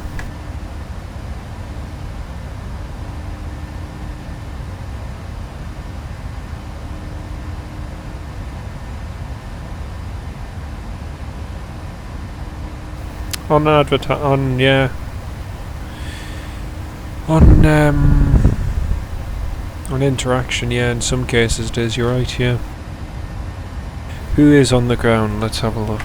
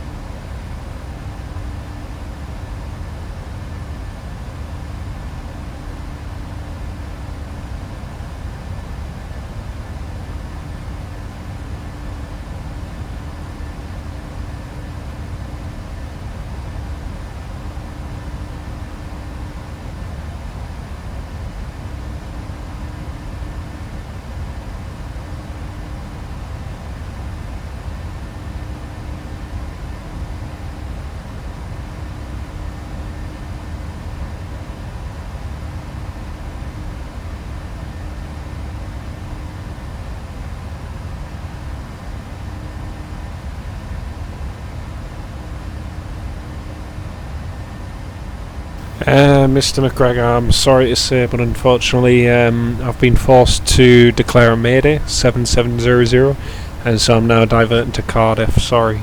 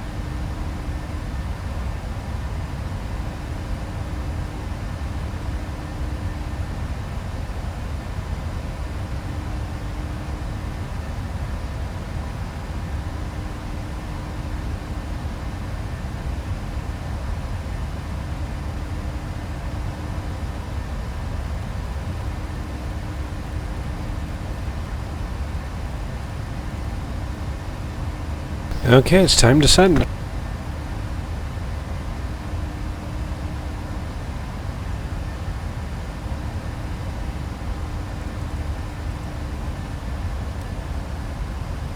Down we go.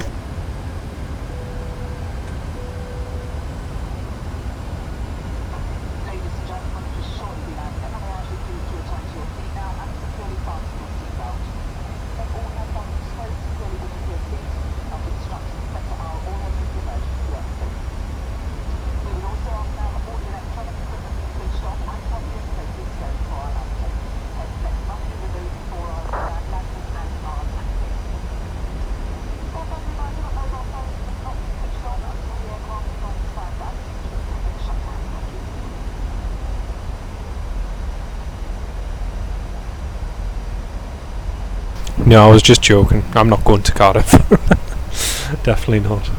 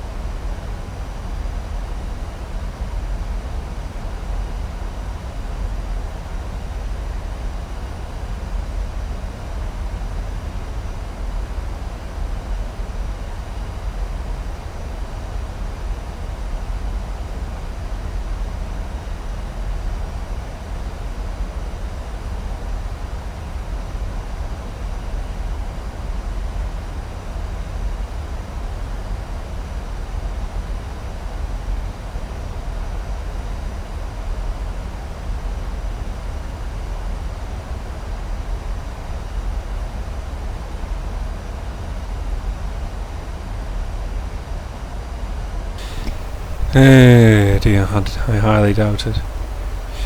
We are just descending into Manchester now.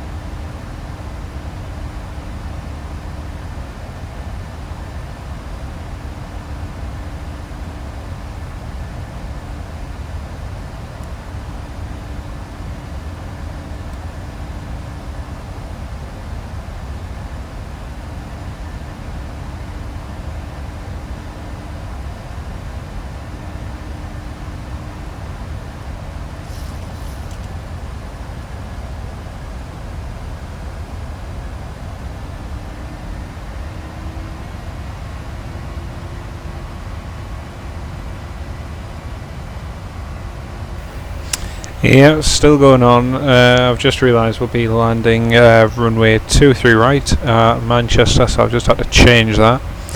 We're just level at 280 at the moment and try and quickly get straight in.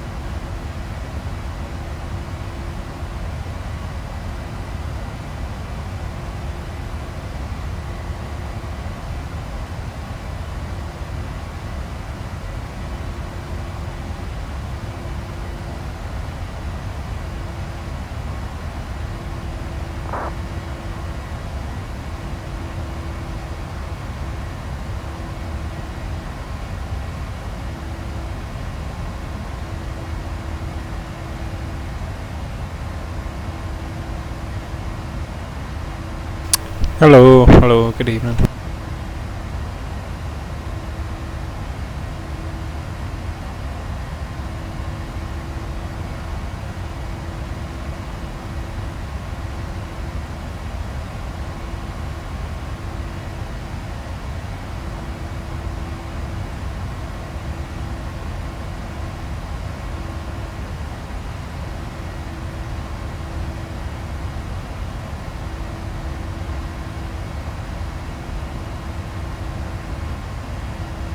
The ETA on the GMT. Estimated time of arrival is 20... Actually no, it's nearly 30 minutes now because we've had to add an extra bit onto the flight plan that wasn't anticipated, so... yeah.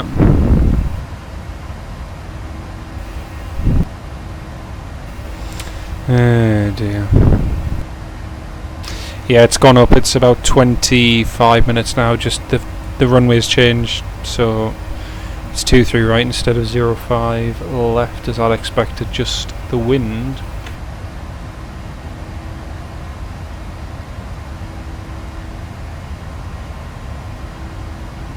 The wind when we left was 0506 knots, the wind's now... The wind is now variable at 1 knot, in real life they're using 23 right, so I'll use 23 right as they're using 23 right.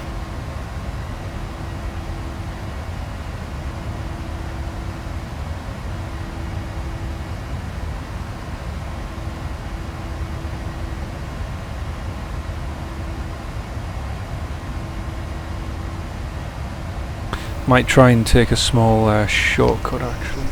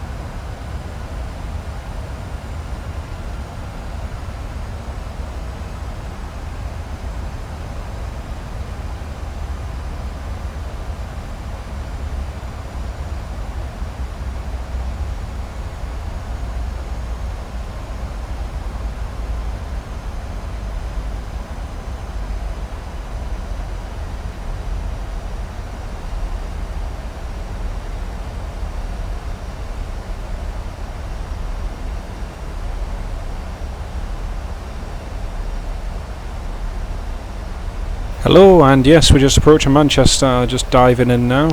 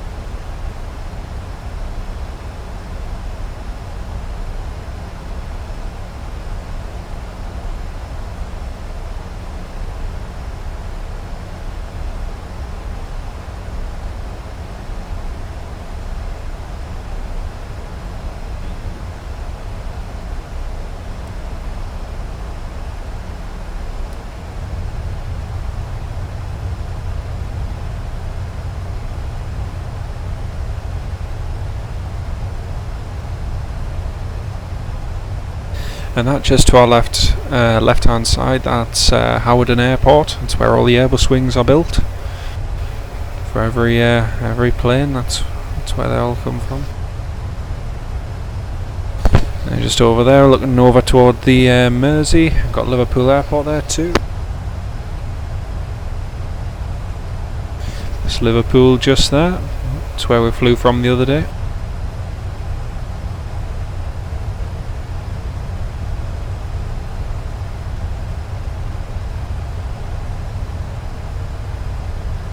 And Manchester Airport's just 20 miles to our right hand side.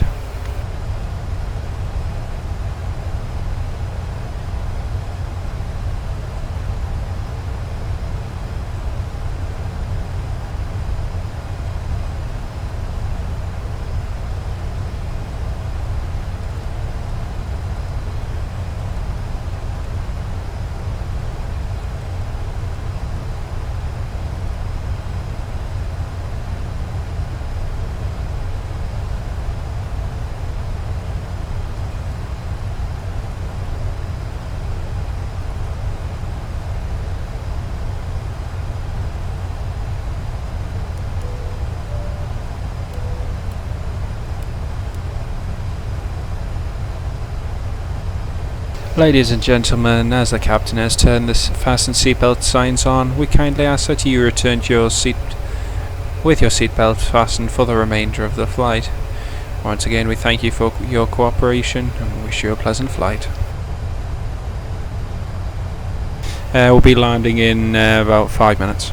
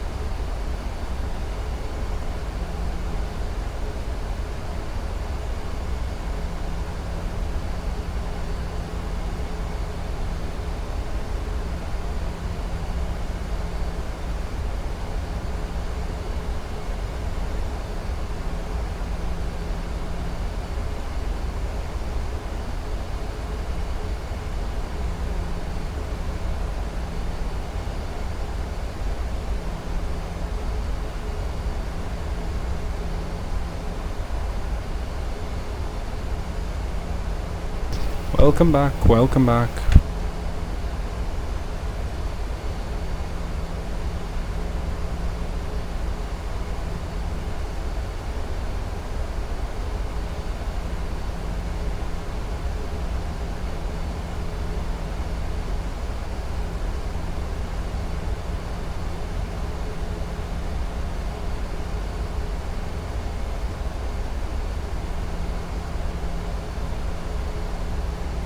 Now the clock says Zulu, so it's +1.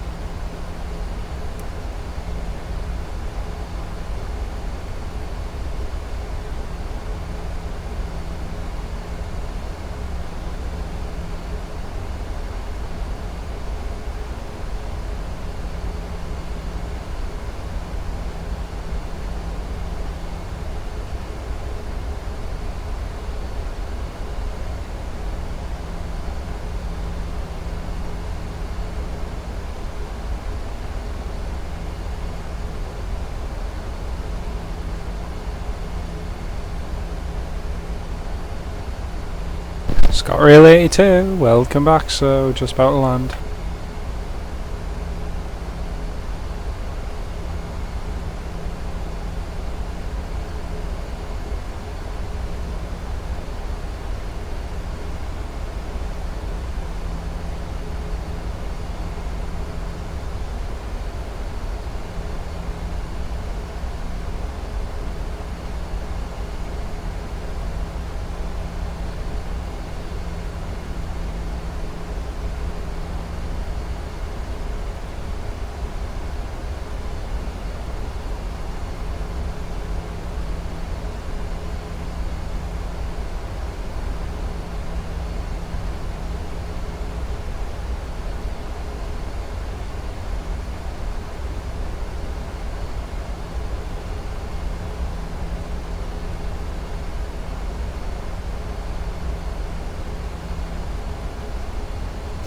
.50 AM.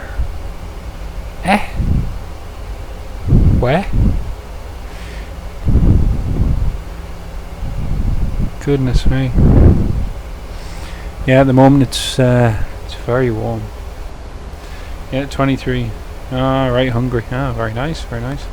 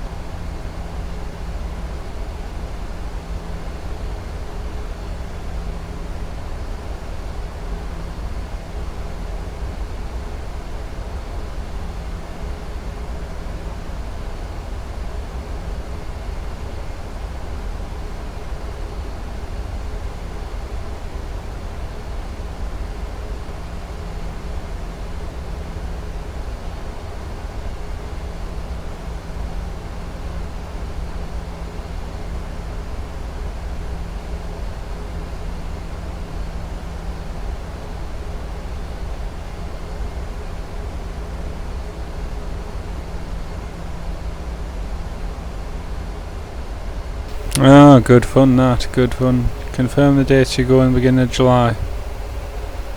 Doing the thing beginning of July. I can't remember what's happening in the beginning of July. Alright, I think I might know what, yeah, okay. Great, lovely.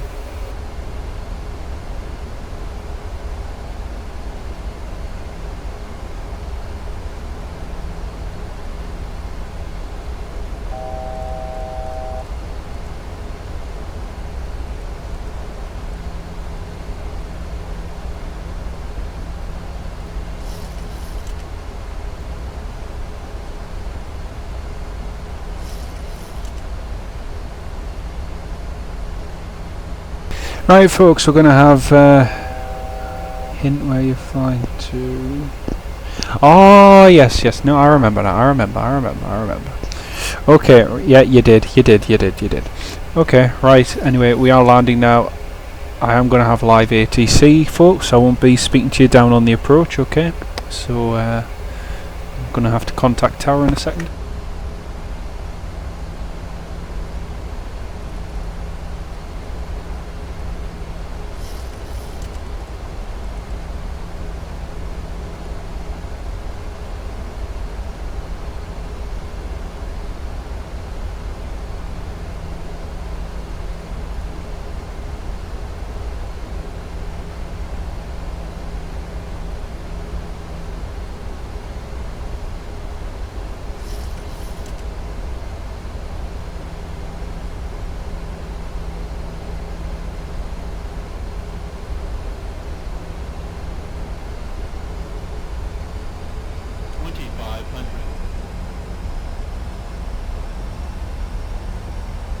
Yeah, I think he's waited just for me. Very, very kind, eh? Very kind.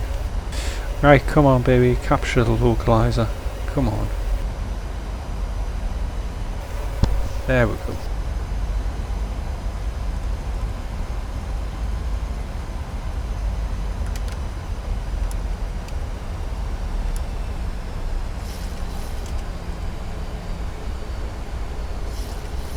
Okay, I'm switching to tower, everyone. Speak to you shortly.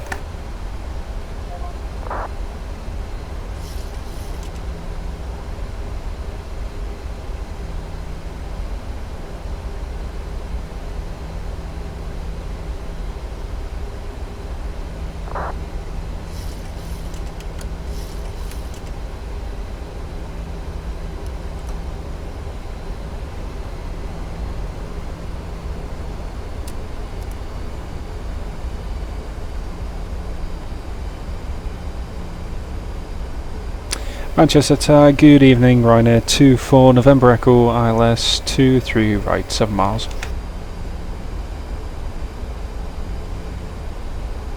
And 24 November Echo Manchester Tower, hello, you're on my 23 right, clear to land, system com.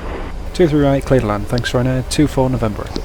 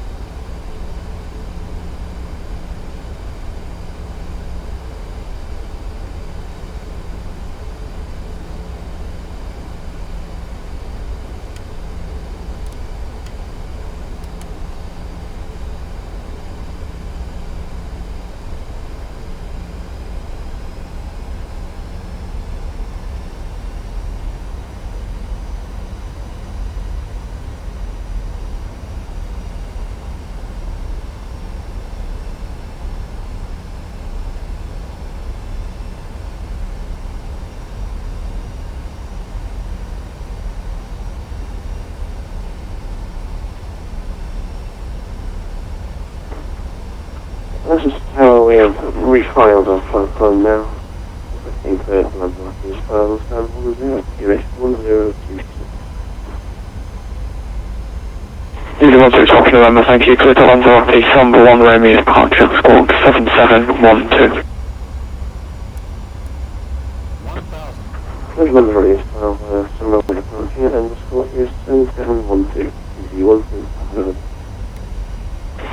If you want to stop November, read back correct.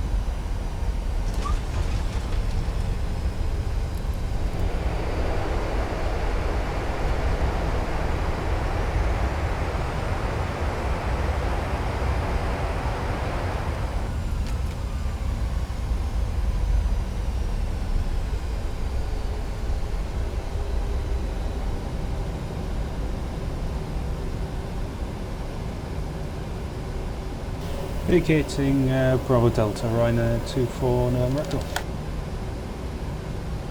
24 November, welcome to Manchester taxi stand 53 via Bravo, Kilo, Juliet and Golf. Bravo, Kilo, Juliet and Golf stand 53, Ryanair 24 November Echo. Cheers.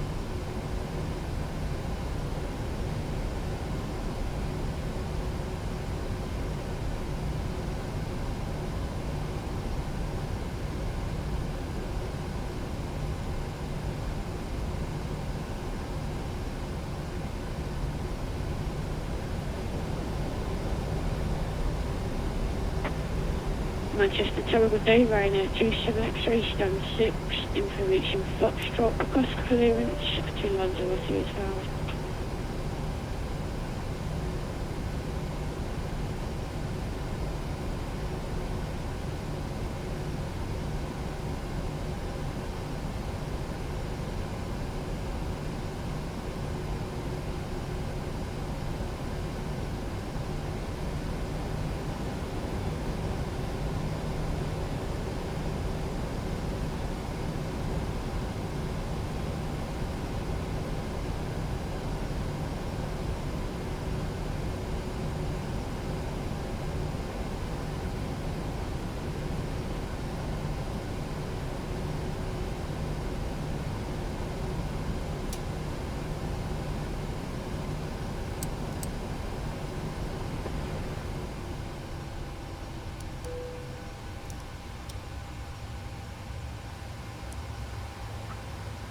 How easy was this November? Very difficult to start, wasn't it?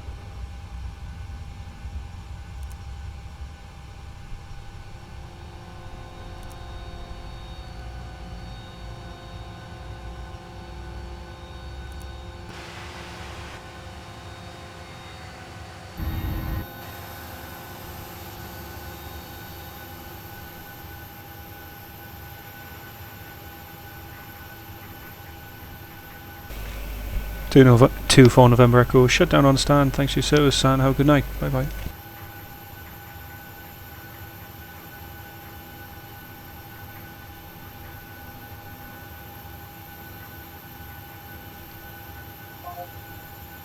There we go folks, there we go, welcome to Manchester. How was that?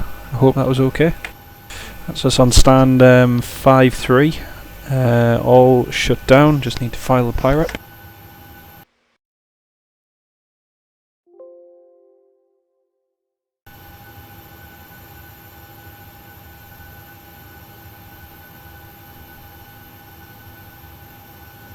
Overall, that wasn't too bad. I'll just have a look at some of your comments.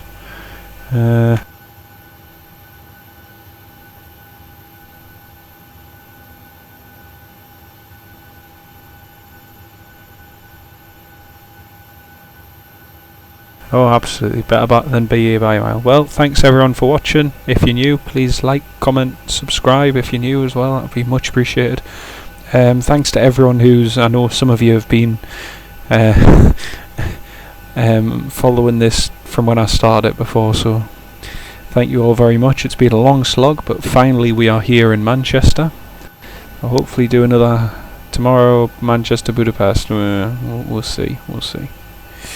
But thanks to everyone for following the stream this evening, and I'll hopefully speak to you all maybe tomorrow. We'll see how it goes. But other than that, take care. UK Aviation Spotter, thanks man. Josh, Dusty Jed, Scott Rail, Gregory, thanks very much for watching. Everybody on the stream, thank you. Take care. Have a good weekend, and we'll speak to you later on. Ta-ra folks, take care.